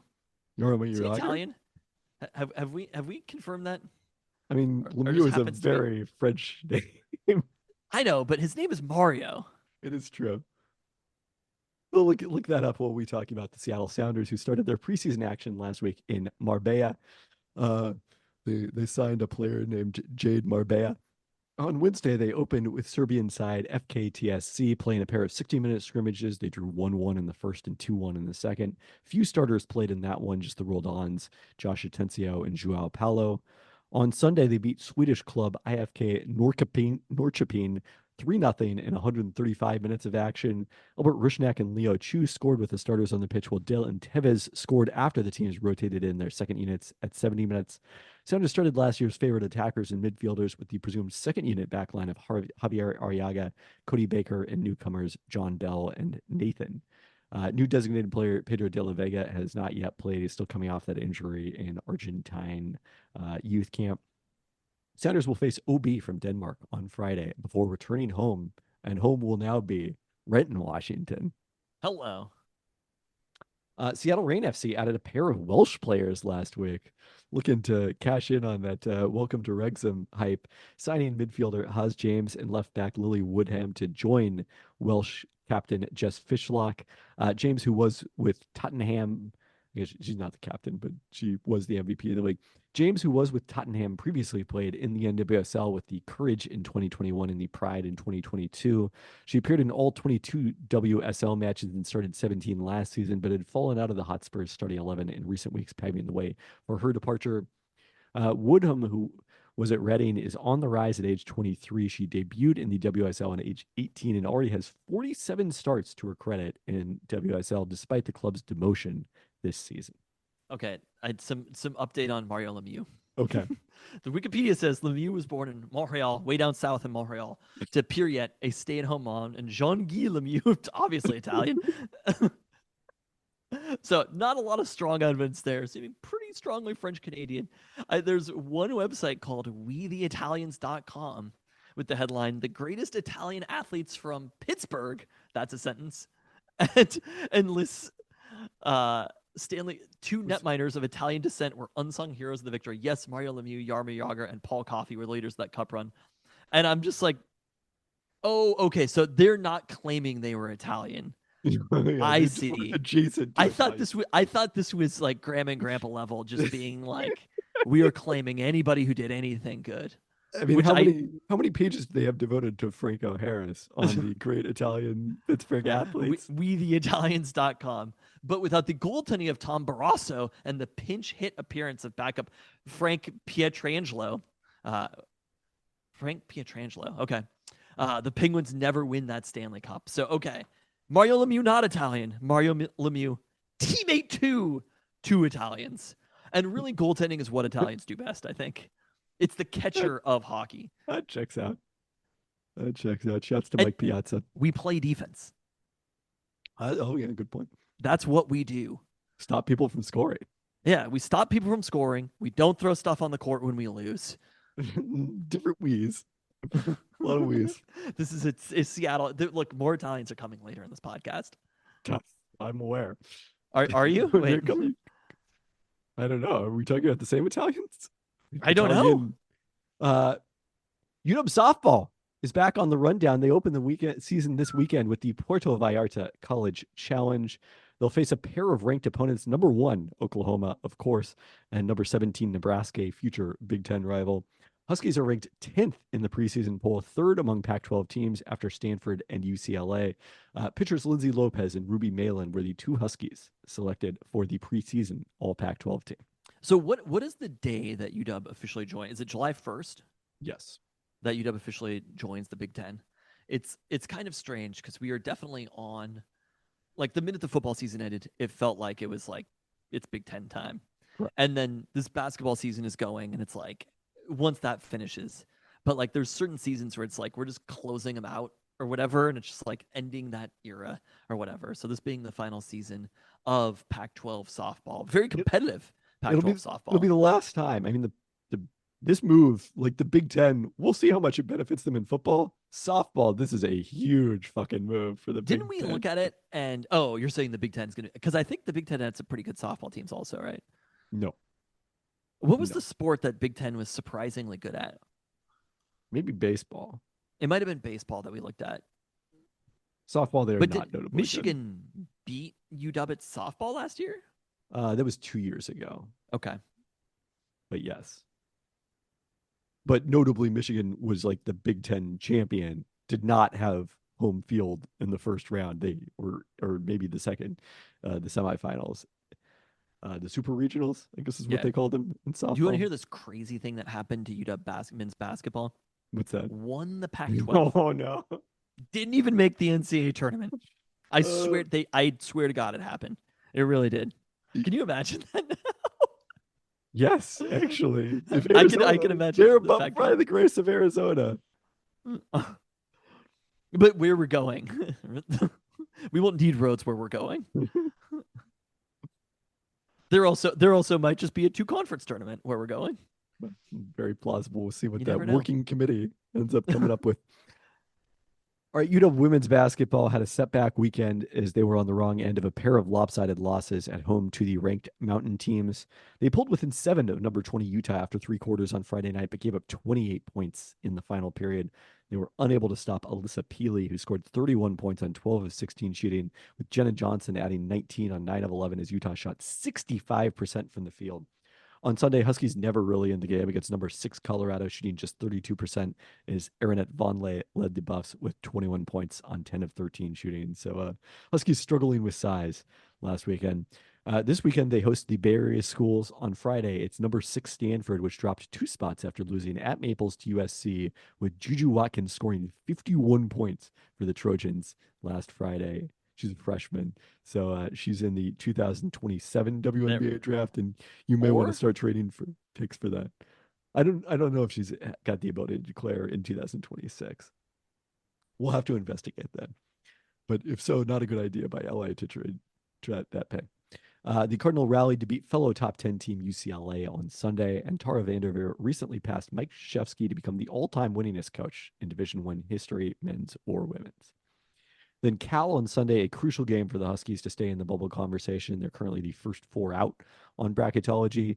Huskies lost 70-57 at Cal in their Pac-12 opener. The Bears coming 3-8, a half game back of UW, and have lost 4 in a row entering this weekend. And now UW men's basketball. It was a heartbreaker at Heckhead Saturday, the last home game. Or was it? Between UW and Washington State as Pac-12 rivals in the Apple Cup Series. Huskies led 82-81 with the ball, 12 seconds left. Moses Wood fouled, split 2 free throws, allowing Washington State to tie the game on an Isaac Jones dunk. The Huskies then scored just 4 points in overtime, were shut out after Miles Rice's 3 gave the Cougars a 90-87 lead that proved the final margin. Huskies dropped to 1-4 in Pac-12 games decided by 5 points or fewer. Keon Brooks Jr., fabulous in defeat, scoring 35 points on 12 of 23 shooting. Wood had 5 of 6 from 3, but did not attempt a shot in OT when Brooks missed the potential tying 3 on the final possession. You have no reaction to this whatsoever. You're just ready to move on from this era of Husky basketball. I mean, I think a lot of people are ready to move on from this era of Husky basketball. It's over. And it's almost frustrating that we have to live through this lame duck era. Do you think it's better or worse for Will Conroy? I don't know. I mean, the thing that's frustrating about this is the Huskies aren't a bad team. They're not like Gonzaga level good in Ken Palm. They're not like an NCAA tournament team. But, you change a couple of results in Pac-12 play and they're 500 and have the more favorable, they're above 500 and have the, if they go 3-2 in these close games, they're above 500, have the more favorable half of their schedule coming up. Like, we're talking about them having a chance to make a run at the NCAA tournament. But now it's, close to, they gotta just about, win out the rest of the way to have a chance. And as I've said, sometimes you have to win the games. You have said that. That to me is actually one of the most important pieces here. The process is great. Ken Palm's great. Being close is great. Sometimes, in my opinion, in a competitive sport where they keep score, is winning the games is important. And that's what UW men's basketball has not done good enough. I agree, but like it would be different if it was like the last couple of seasons. It's just like this team is clearly not even good enough to be competitive. Like this team there's a competitive team. I guess so. Isn't that worse though? That there's a competitive team in here and they still are losing? Like well, also that Frank Kepnang still hasn't played. Like that minor knee injury where he could have gone back into the game. Like I mean, you can't blame, like there's a communication issue there, but there's nobody to blame for it, right? No. We would never blame Jabbar Muhammad for transferring to Oregon. But like it's didn't Frank Kepnang come from Oregon? He did, yes.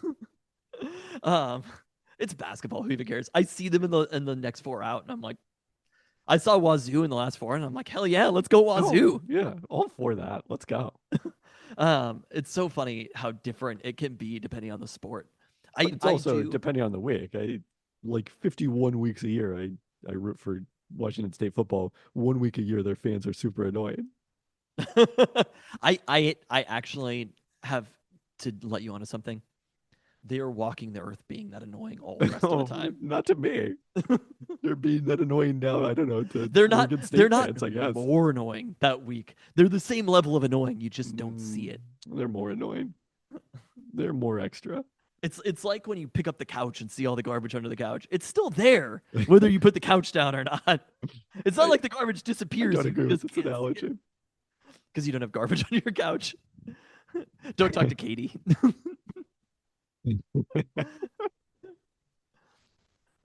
Ben's the only good kook. But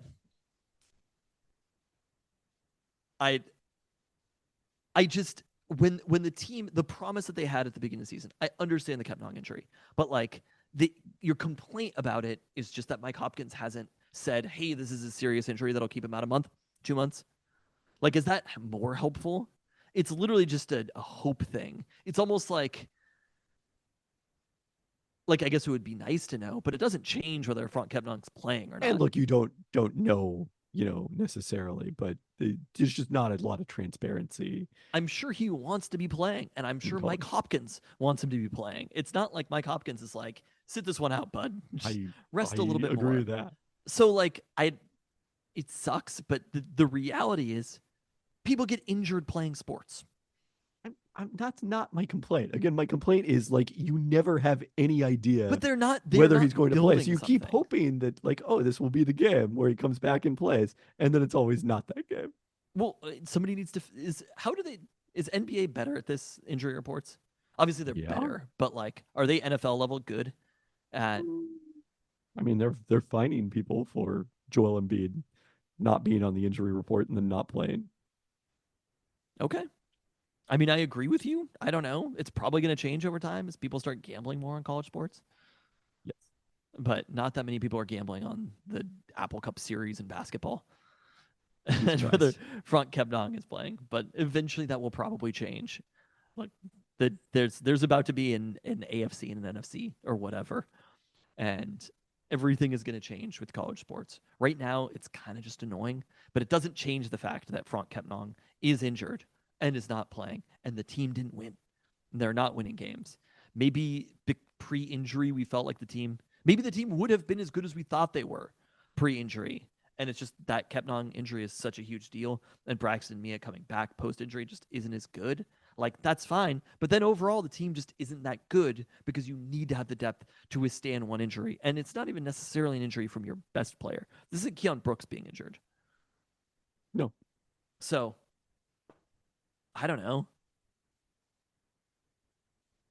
That's it. The team, like, it's over. The team just isn't good enough. And the reality is they're a very old team and they're not building something right now. The other annoying thing about this, though, is like Mike Hopkins' contract is going to finally be in a position where the team can the school can fire him at a point where there's like no exciting coaching prospects on the West Coast. Like Mark Madsen looks like he's a legitimately outstanding coach. Like Cal has been awful for such a long period of time. Cal is ahead of UW in the Pac-12 standings this year. In Is Mark Madsen's Batson the first coach of season. Cal? He is. It's his first season at Cal. Yeah. He's also going to a pretty good basketball conference too. So it's not like if you were at Oregon State or Wazoo, you'd be like, there's a chance. Is Kyle Smith? I thought about it. I don't feel like there's any way the Board of Regents would do that to Washington State, especially at this moment in time. Like it's like we've already done enough. We can't take their coach too. But just like wait a year. I don't know. I agree that's the problem, but there's always good coaches out there. No one exciting. Will Conroy is the guy for me. Then it'll be Will Conroy. What is that a problem? Would you rather Will Conroy go somewhere else? No, I'd rather Will Conroy be assisting our guy who's at Florida now. Who? The USF coach, Todd Golden. Oh, the San Francisco coach. Yeah. Did he get that Florida job the year that we wanted UW to hire him? Yeah. Do you think he would have taken the UW job over the Florida job? No. Okay. So what then maybe when there's an exciting coach, UW is very low in the coaching carousel in basketball. This isn't poaching Jed Fish UW. This is like you got to take what you get UW. You need to find somebody who's going to build the program to that place. They need a Sark. They could have hired Eric Musselman the year that they hired Hopkins. He would have come here. Well, everybody involved in that decision is now gone. And It is true. I think we have to have faith in Troy Dannon, and he's done so far. First off, we don't have to have faith in any. I think we can have faith in Troy Dannon. Troy Dannon, based upon all available evidence from his very short tenure as this is for you, parsing for you, as UW athletic director, seems to have made some of the best possible decisions given the situation that he was put in. All right. Let's not even bother previewing these games against the Ducks and the Beavers. The Huskies will play them this weekend. Who Thank cares? God. Let's talk There we about UW go. football. Yes. Love it. Who cares? Because let me tell you, if you think about the NFL coaching over the last 15 years, there's like two diametrically opposed coaching philosophies, which intersected in a Super Bowl that was canceled inexplicably with under a minute remaining. The Pete Carroll, let's have fun, let's let our players express themselves and be who they are, and then the Bill Belichick, do your job philosophy. And now, for the first time ever, those two philosophies, back to back with the New England Patriots, are coming together on a single team. There we go. And that team is the Washington Huskies. We'll have Nate Carroll as their offensive coordinator. And Brennan Carroll, not Nate. Sorry, Brennan Carroll is their offensive coordinator. And Steven Belichick is their defensive coordinator. I Googled Steve Belichick, who apparently is Bill Belichick's dad. Yes. His And I was late like, they're father. hiring 100-year-old? He passed away. I thought Bill was old. That's funny that you consider them diametrically opposed. Like philosophy. don't? I mean, they're kind of the same philosophy in a lot of ways. It's just like the fun aspect, the philosophy as far as how to treat players and a franchise are opposed. The philosophy on the field isn't all that different. And it is pretty Sure. funny that one is an offensive coordinator and one is a defensive coordinator when it's like as he's the offensive line coach, offensive coordinator. Jed Fish is the offensive coordinator. It is Jed kind of Fish's- funny that like they're all on the same team here. Steve Belichick, Brendan Carroll, they're all on the same team Steven here. Belichick? I think he goes by Steve. I don't think so. I've Anyway. not seen that. I freaking love this. I am hyped.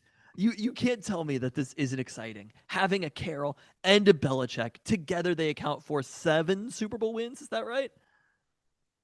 Their parents, It's the families. yeah, the families, the two families coming together. It's the Belichick number plus one. I mean, I know. But the other thing is there's a national championship in there as well. Correct. So these are people who've won, their parents who have won everywhere they've been at every level, been some of the best coaches in all of the NFL. And most notably, everybody knows they've been the best coaches in the NFL. These are not private names at all. And in college, this is the nepotism, I will say, for what it's worth, the nepotism seems to have worked in the NFL in a lot of situations. I mean, nepotism isn't necessarily a problem because of the fact that it leads to hiring bad coaches. It's more that, who's not getting the opportunities here. It is kind of wild. It's almost like a pop star whose dad isn't J.J. Abrams. But like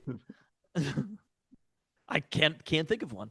But like or didn't star on a Disney TV show or in the movie Mean Girls. It's kind of wild how you could go through all of the young pop stars and it's just like dad's J.J. Abrams, movie, TV show, Disney. It is bonkers. That's what being a coach is. If you weren't a player, you're either the child of a coach. Those are kind of your two avenues. I think that's kind of the incredible thing about the head coach at the University of Washington and Jed Fish. Kind of none of the above. Yeah. Right?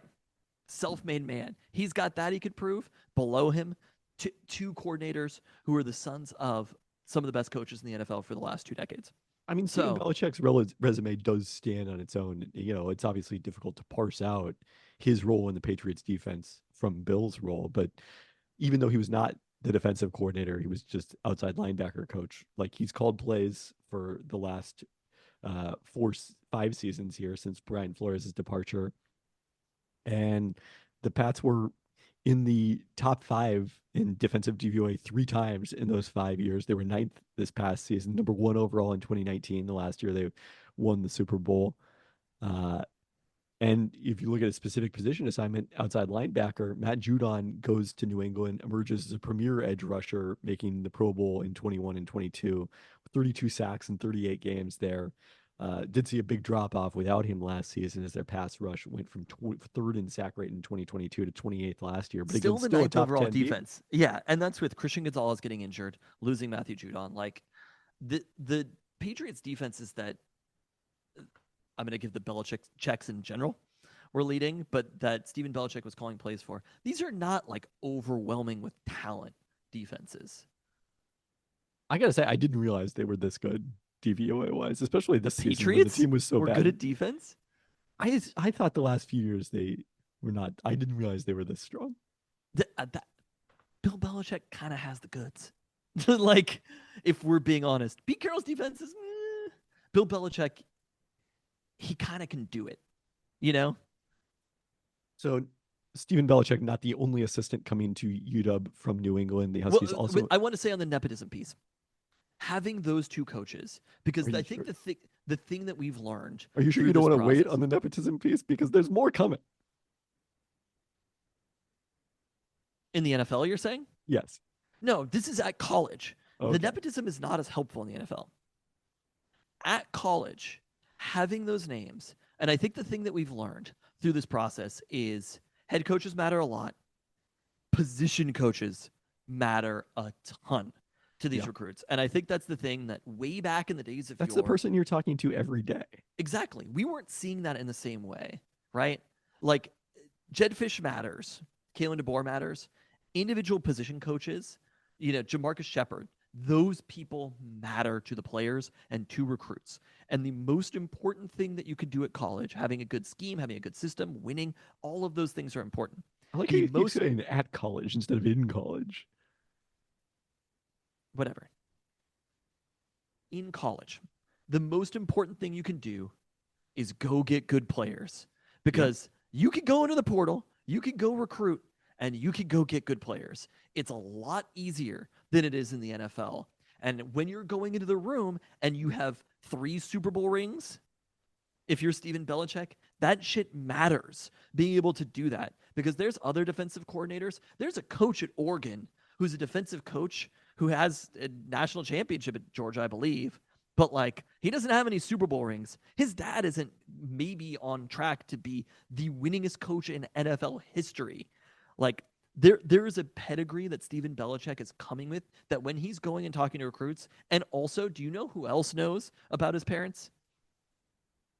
Recruits' parents. Yeah. That's who knows. Everybody knows the name Belichick. Anybody in football knows the name Belichick, and they know the name Carroll. And when you're coming there, the kind of weight that that's going to have is different than almost anybody else. So the scheme matters, the winning matters, but beyond that, when you're going into the transfer portal, into recruits' homes, inviting them onto campus, that shit is a huge deal. And I liked the coordinators that UW had defensively last year.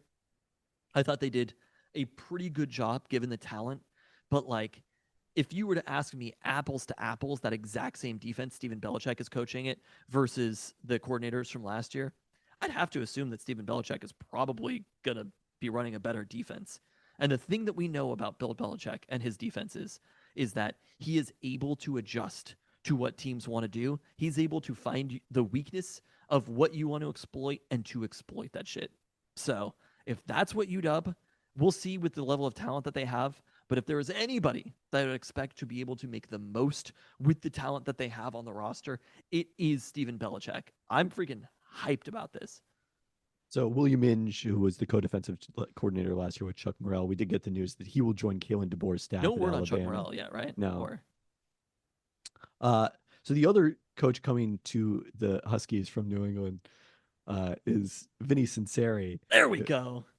Who was announced as assistant coach without specifying his role. The expectation is he'll likely catch safeties. He was the running back coach in New England the last 3 seasons, but played safety during his 3-year NFL career, including a practice squad stint with the Patriots.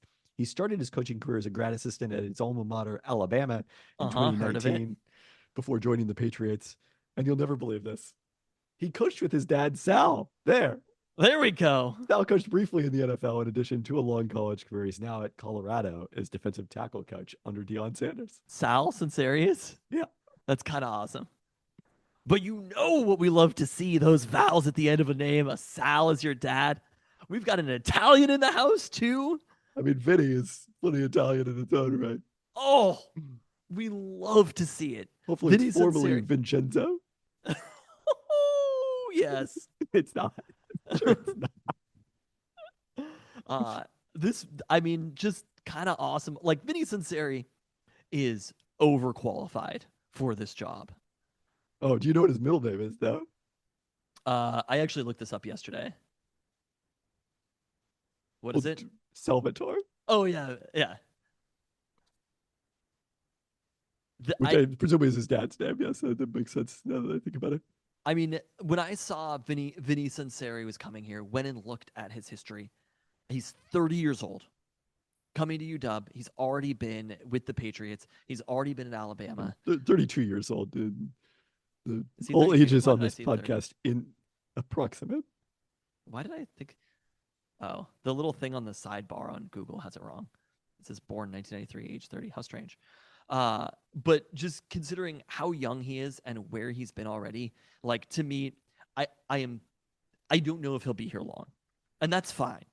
Like this is somebody who to me is on a real fast track as far as coaching. He's probably going to be a full coordinator somewhere. Look, maybe it'll be here if Stephen Belichick moves on, but like this is going to be a hot coach after this. So him coaching in Seattle, position coach wise, losing Ryan Grubb, who we'll see. That sucks. Jed Fish is the new offensive coordinator. But like when Vinny Sunseri is talking about Alabama, he's like, your fucking guy now was in South Dakota when I was at Alabama winning national championships. You know what I mean? Like I don't believe that timeline works out, but he was in the Corn Palace. Is that what they call it? Corn Palace is in South Dakota, yes. With Mike Miller. When I was at Alabama winning national championships, there is a difference. It's nice that you had one good year, but to me, defensive coordinator wise, with the transition of coaches, I think UW is upgraded. We'll see about Jed Fish. We don't know. Offense coordinator wise, having Vinny Sunseri in the program is when you're going and talking to, again, in the transfer portal, 2 recruits, is going to make a difference. Like, I think this UW team is set up. Again, all things considered, the doom. Do you remember when we had that podcast where I was like, I am straight not having fun? Well, guess what, motherfuckers? We're having fun again on Montlake. We've got Italians in the house. We've got Belichick's. We've got Carroll's. We've got everything. There are players coming in the portal. I, as far as I can tell, they're going to field a roster next year. There are players coming back to Seattle. They went into the portal and they're coming back, baby. This is, all things considered, has been such an exceptional transition. Yeah. I think the other thing here is like you talked about the name value. The other element is just the NFL pedigree. And like they've made it, the Huskies have made it abundantly clear. Jed Fish has made it abundantly clear. What they are selling recruits is we have NFL experience. We have NFL style systems. We are going to put you in the NFL. And it helps that UW is about to have a shit ton of players drafted. Granted that they had nothing to do with the coaches who are currently. Doesn't matter. Look, the previous coaches had nothing to do with recruiting most of those players. So, also, Kalen DeBoer was already at Southern Illinois by the time that. Sorry, he was at Southern Illinois. He was in the big city. Wait, can I come up with where Southern Illinois? This is the Salukis? Correct. Also, you just described Alabama. Tuscaloosa is the big city. I agree that it's the big time in college football. It is not the big city. God, where I could not. Do you know where Southern Illinois is based? Carbondale? Ah, you nailed it. Yeah, I'm so good at this. Illinois. Make that my Jeopardy category. You and Luca need to have a college off. I think he'd crush you, to be honest. I don't know. It'd be an interesting battle. So you related. Think you could name every Power 5 school what city it's in? Everyone, maybe not, but the large vast majority. So related to. I'll quiz him tomorrow. I'll see where his weaknesses are. I think we should do like flashcard or something, like do it head to head. Get us together. Speed. Oh, he's better at speed though. He's young. Oh my God! Do not even guess the songs on the radio with him. Yeah, those synapses are firing. So potentially related to Sunseri as safety coach, we have a couple of safeties, Vincent Holmes and Peyton Waters, who have announced they are staying at UW after submitting notifications of transfer. Also, Waters is an early enrollee. Like him tackle Paki Finau, a four-star prospect who might have a shot at early playing time with UW's Yes. losses on the offensive line. This one is a big deal. Huge. Tight end Josh Cuevas has submitted a notification of transfer. He apparently got in just under the wire as we talked about that 30-day rule involving Jed Fish's hiring last week. We also learned that tackle Jalen Clem is headed to Arizona State. So that's a bit of a disappointment given his opportunity at playing time. Two incoming transfers for UW. Arizona edge Russell Davis II, the latest Wildcat to follow Jed Fish from Tucson. His dad, Russell, played 9 seasons in the NFL. Russell II played 12 games as a true freshman, 11 last season, recording 3.5 sacks, 2.5 of which came in the USC game that Arizona gave the Trojans a scare. He's got 2 years of remaining eligibility. And then also coming from Arizona of sorts is JUCO defensive tackle Bryce Butler, who played at Garden City Community College in Kansas. Listed at 6'5", 295, so a little undersized for a nose tackle, but we'll see exactly how the defensive line shakes out under Belichick. We'll probably see a variety of different fronts this year. That's such a wild sentence to say. Under Belichick. That's what we're doing. We've united. All of football is coming together right here on Montlake. Well, we'll see what's coming together in Renton for the Seahawks. Should we start with the Chip Kelly news? I'm not even calling this news. It's news that they interviewed him. Fine. Sure. Ben Solak of The Ringer reported Tuesday that Kelly was interviewing Tuesday night for the offensive coordinator job. We've also heard that they're interested in Ryan Grubb, and then Lions passing game coordinator Tanner Engstrand is the other OC, potential OC candidate that we've heard about thus far. I mean, I want Ryan Grubb more than anything. They ran a pro style offense at UW. He's proven success basically everywhere he's been. If it's not Ryan Grubb, and like, I think Ryan Grubb is so ready for this job, for what it's worth. I think Ryan Grubb is probably ready to be UW's head coach. I don't know. I mean, he's ready. He's more ready to be UW's head coach to me than Seahawks offensive coordinator. I do have some questions. I mean, I on the one hand, I think a lot of the innovation schematically in football comes from college rather than the NFL because of the fact that, just the emphasis on passing, the emphasis on the spread, and the variety. Early 2000s perspective? It's just the variety of different offenses. There's so much more diversity with 100 something FCS teams than there is with 32 NFL teams. Like people are forced to be more creative because of personnel and just have the opportunity to do it.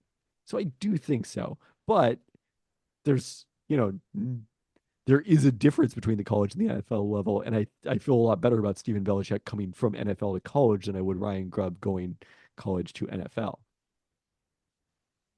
I suppose I would have questions, but at the same time,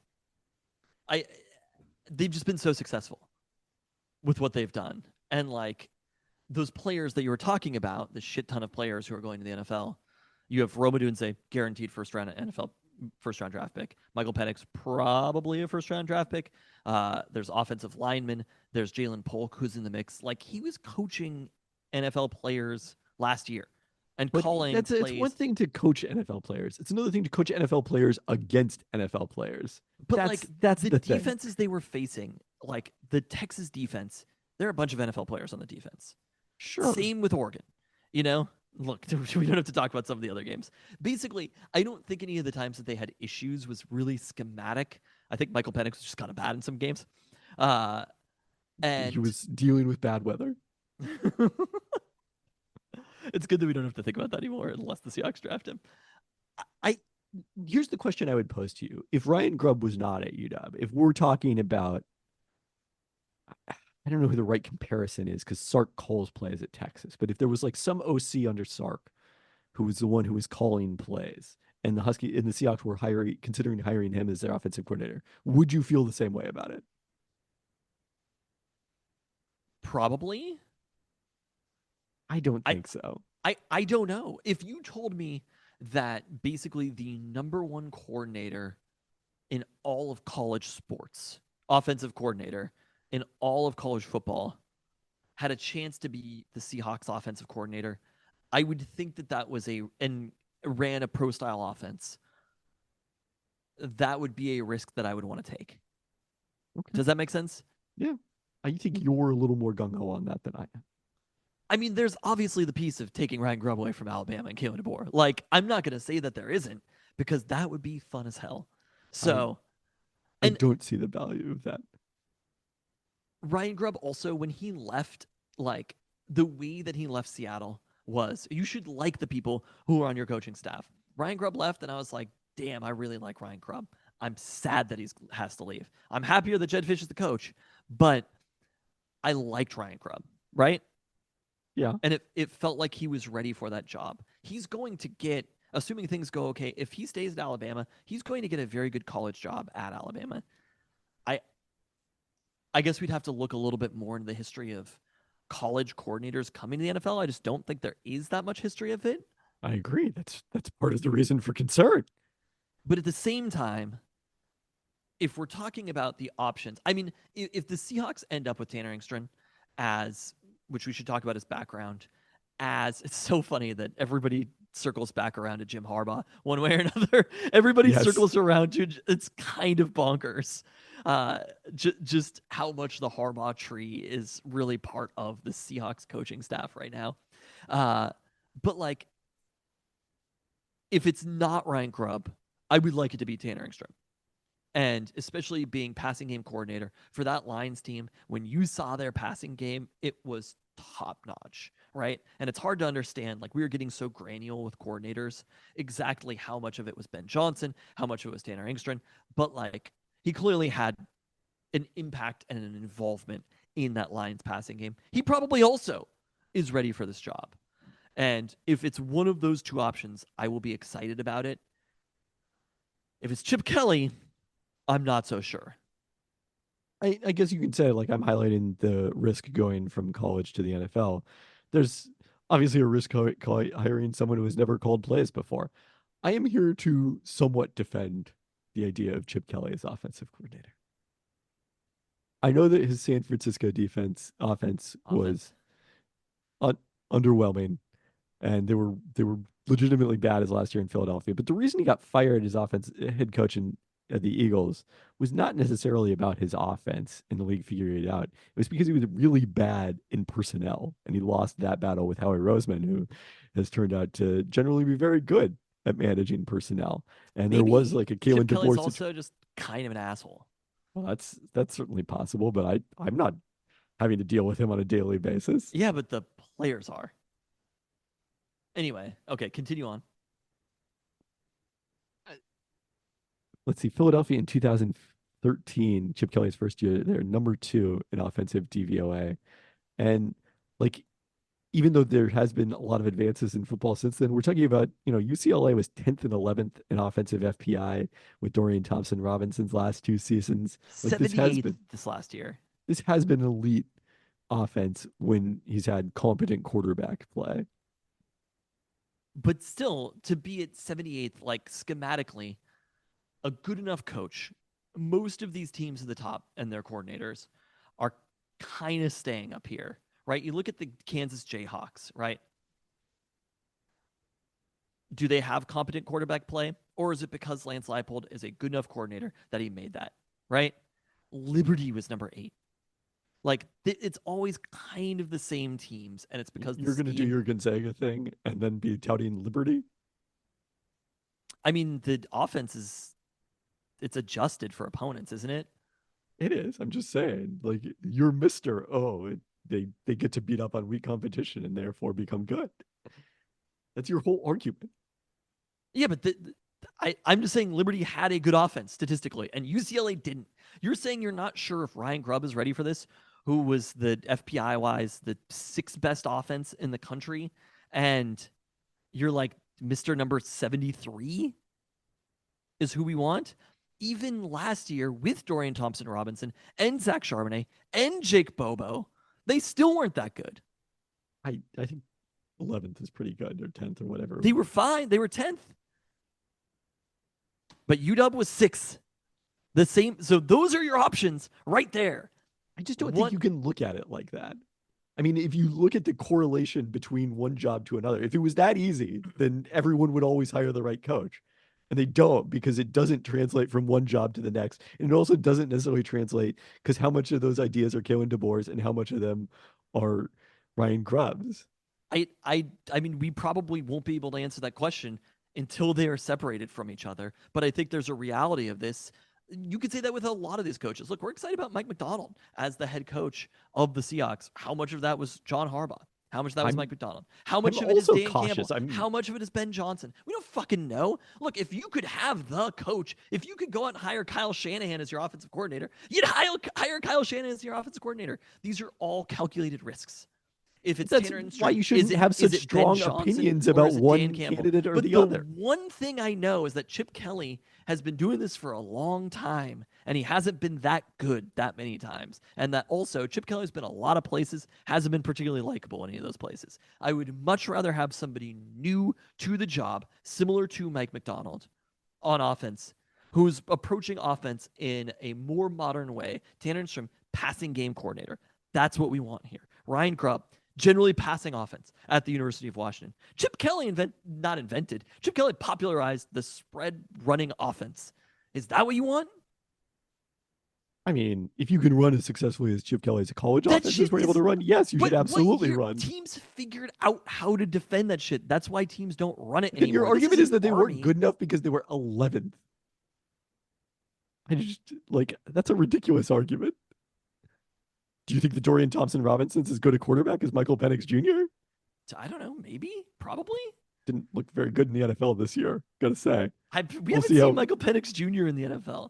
Apples to apples skill-wise, do I think that Dorian Thompson-Robinson is definitely worse than Michael Penix Jr.? I don't know. I'm not...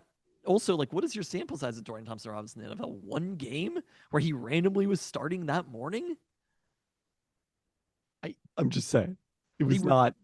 They were 28th the year before then. There just hasn't been a consistent success with Chip Kelly as offensive coach.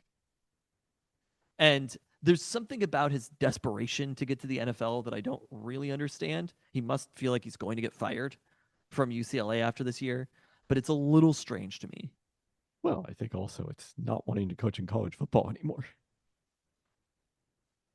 I mean, particularly for someone who doesn't like recruiting that much. Do we think that Chip Kelly actually likes recruiting that much?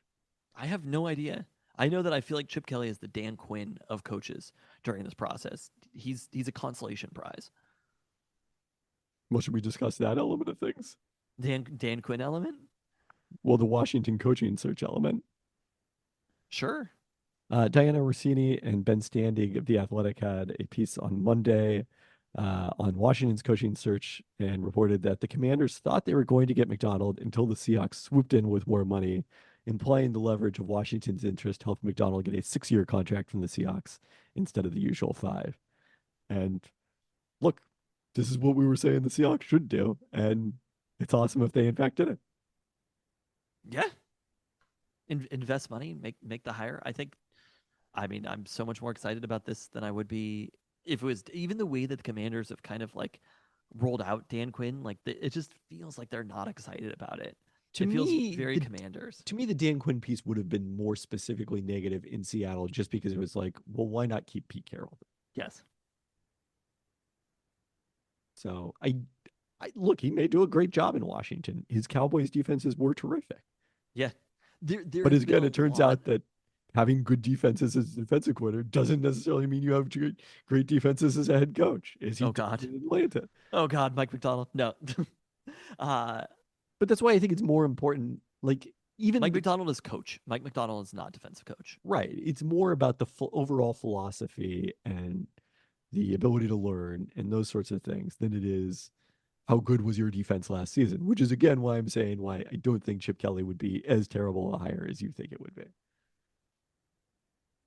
I just don't even want to cheer for Chip Kelly. I don't like Chip Kelly. I also don't particularly care for Chip Kelly. You don't care for Chip Kelly either? So what?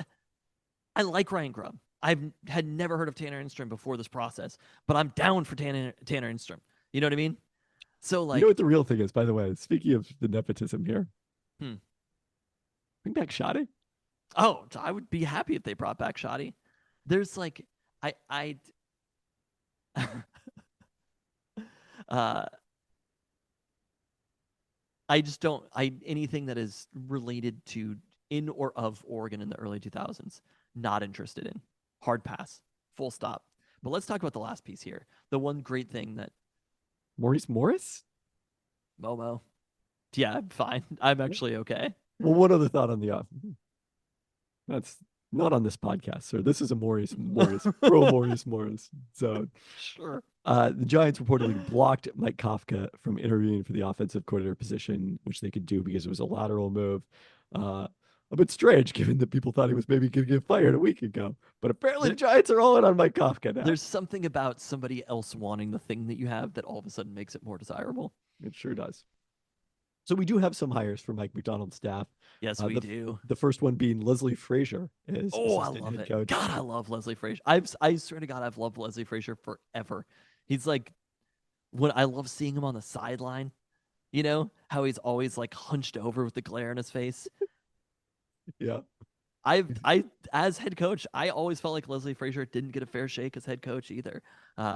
But having him as part of the organization, he's going to be an awesome part of the organization. So much experience in the NFL. He's just been a dude that I've cheered for a long time. Head coach of the Vikings. He's now 64. Most recently, assistant head coach and defensive coordinator for the Bills from 2017 through 22 before taking last season off. And he intersected with McDonald during his year as Baltimore's secondary coach in 2016. Yeah, I think that is. I think it's such an incredible hire to have him as part of the staff. You'd love to get that head coaching experience with the first timer. Yeah. He's definitely somebody who Mike McDonald can look to, who's been in a bunch of places, high leverage situations, right? He's coached multiple playoff games with the Bills. He's been there on the sideline. He's been there as the head coach. I think it's pretty exciting to have him. But also just like when they cut to him on the sideline and he's standing with his arms crossed, just like sneering, I can't freaking wait to see it. All right, former Michigan special teams coach Jay Harbaugh joining the Seahawks as special teams coordinator. Yes, he is. The son of Jim will not, in fact, follow him to the Chargers, as everyone expected. Jay went to Oregon State. He served as an undergraduate assistant under Mike Riley. Oregon State. The one situation I'm okay with the state of Oregon is Oregon State. The another Harbaugh connection there because Mike Riley coached Harbaugh as a player with the Chargers. Really? Yeah. You didn't mention Tanner Engstrom or Engstrad. Yes. Yeah. Also, his connection to Jim Harbaugh. That he was at University of San Diego when Harbaugh was there. Way back. After graduating, Harbaugh joined the Ravens as quality control coach under his uncle John, then followed his dad to Michigan when Jim was hired in 2015, originally as assistant special teams coordinator and tight ends coach. Later moved from tight ends to running back, also coached safeties the last 2 seasons, in addition to becoming the special teams coordinator in 2019. Wolverine special teams ranked just 94th in FPI efficiency last season en route to the national championship, but were first in 2021, third in 2016. So it turns out that like special teams FPI bounces around a lot. Yeah. Write him off. It's 96 last year. It's Chip Kelly. I think that it's. I don't know why. I assume he probably just wanted to get away from his dad, to get out of his dad's shadow. And so rather than following him to the Chargers, ended up in Seattle. But I think this is an awesome hire for Mike McDonald. All roads lead through the Harbaughs. I mean, you talked about the 2 pillars of philosophies in the NFL. If there's one steady, not exactly philosophy in the same sort of way, but the person who outlasted both of those coaches, it is John Harbaugh, and the coach who beat you up in the national championship game and is back as a head coach. There's no Carols and there's no Belichick's coaching in the NFL, and there are 2 Harbaughs. So many Harbaughs. Yeah, after everything. They're like Keith Richards. After everything, there will be cockroaches and Harbaughs. And there might be one more. You talked about all the success coming from special teams coordinator to head coach. Maybe there'll be another one. We'll see.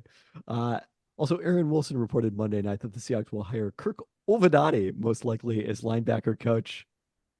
Haven't checked, but he's got to be Italian, right? There we go. Ulvedani was the inside linebacker coach for the Packers the last 5 seasons. Oh, After this motherfucker's Italian for sure. 5 seasons as linebacker coach in Washington. Before that, he worked for McDonald during 3 years as linebacker coach at Georgia from 2011 to 2013. And you will never believe this. Just stop me. The nepotism. You'll never believe this, but his dad Tom was a longtime NFL assistant who served as the Dolphins' defensive coordinator under Mike Shula from Don Shula. Mike Shula. Nepotism. Don Shula from 1987 through 1995. Wow. The nepotism really runs deep. Tanner Engstrand's dad wasn't a coach, right? Chip Kelly, I think he's a self-made man like Jed Fish. I don't like it. Give me a little bit of nepotism. There you go. We'll see. I mean, Ryan Grubb, all three of the coordinator candidates are not nepotism candidates. Yes. I feel like it's more NFL. The NFL is a little bit more nepotism. And both, I mean, I guess Brennan Carroll's been in college for a while, but like, this is Stephen Belichick's first time in college. Yes. So there we go. Well, we'll see if by the next time we record, the Seahawks have an offensive coordinator. Also, potentially a defensive coordinator. That one, seemingly a little less important, given the fact that Mike McDonald has the defensive background, is going to call plays there. But as he continues to fill out his staff. All right. I'm excited. You've made it clear. We were just in such a dark place. Literally, that was 2 weeks never ago, in as dark a place. I was in a dark place. And I can tell you, the Seahawks came real close to fucking this one up. You can't tell me they didn't. If they hadn't been able to hire McDonald until after the Super Bowl, if they hadn't gotten McDonald. If they hadn't gotten McDonald, what if Washington just made the offer, pushed it harder? Like, there was a real shot 2 weeks ago that things were not going to be looking good. And then all of a sudden, the nepotism cloud came right over the city of Seattle, and it dumped all of its good nepotism onto us. And it has been a beautiful thing. I'm still hyped on the Mike McDonald hire. If you had to replace two coaches that ultimately the most legendary coach in Seahawks history, coach who took the Huskies to, and as little credit as I want to give him, coach who took the Huskies to the highest heights since 1991. No, stop it. This is a pro Maurice Morris podcast, and this is a pro Kalen DeBoer podcast. You get out of here with this fucking anti-DeBoer shit. You can take that to I don't have to like Kalen DeBoer right now. Yes, you do. I do not. In fact, thank you. When I said we have to trust Troy Dannon, and you said we don't have to trust Troy Dannon. And guess what? I don't have to like Kalen DeBoer right now. This is my podcast. You get a moment. You get a moment of being, it's mine also. And we can have differing opinions about that. And I do begrudge Jabbar Muhammad for going to Oregon. God damn it. I don't, to be clear. Have fun not begrudging him, and have fun in Oregon, Jabbar. But the reality is, I could be upset about him leaving after 2 years in Seattle for a second. Kalen DeBoer did nothing wrong. That's fine. I do. The funny thing to me is looking at all the jobs. Like, do you think the people at the University of San Diego have like a name for Jim Harbaugh about quitting? No, I think they're probably thrilled that they had Jim Harbaugh and were tremendously successful for a period of time. I love the idea of like every single step along the way. The people of like just hating. It's like the Sioux Falls people Sioux are Falls like, seems to have Kalen defraud. Sioux Falls seems to have gotten over it based on the watch parties for the Huskies in the college football playoff. Now, granted, that was a little different in many levels, and they've had more than 2 weeks to get over it. But I'm not saying that this process could have been handled well. But like Kalen DeBoer, all things considered, didn't handle this process well. Oh, handled the process well is the classic. That motherfucker was signed. It's not that Alabama months ago, and he phoned the shit in. You know he did. Come on. He's either a shitty recruiter or he phoned it in. Wait, what does that even mean? And then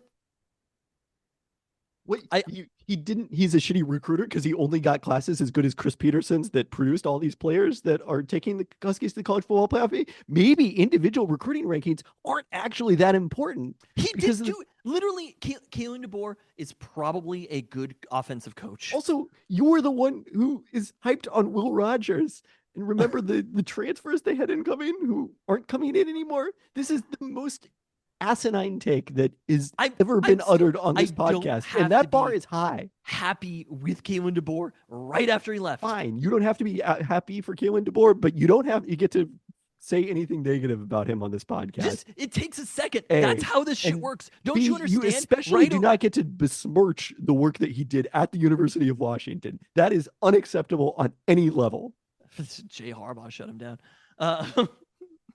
Just be happy with where we are and where special teams actually were quite good in that game.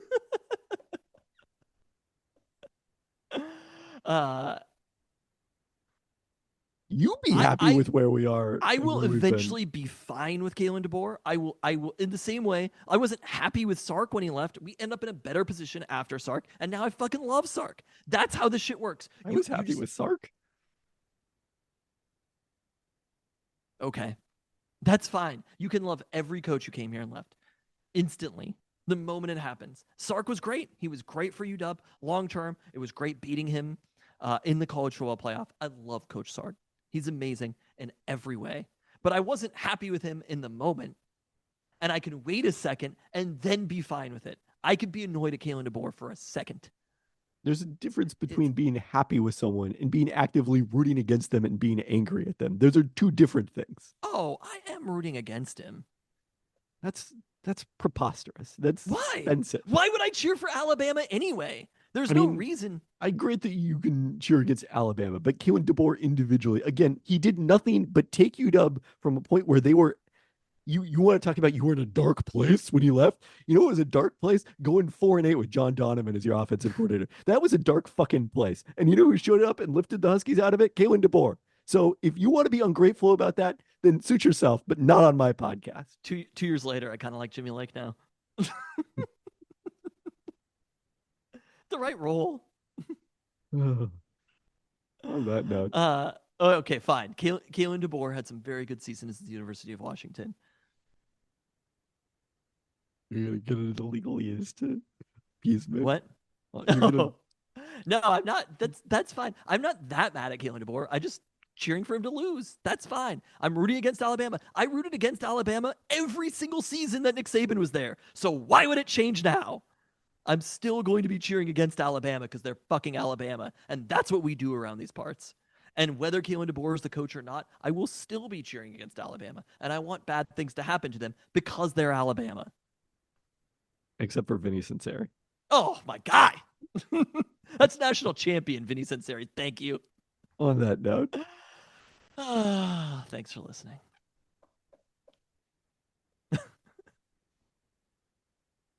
Sometimes you make a mistake. Like starting this podcast.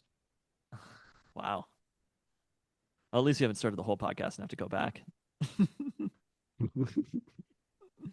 You know what it really was? Is the time I turned the car around. Were we going to Arby's or Wendy's? I'm pretty confident it was one of those two. I think we were going to Wendy's. So it was definitely what could have been Arby's because it was on Pack Highway. We were going to Pack Highway and not to Burien. I have Burien in my head. I'm pretty sure we were going to Pack Highway. Okay.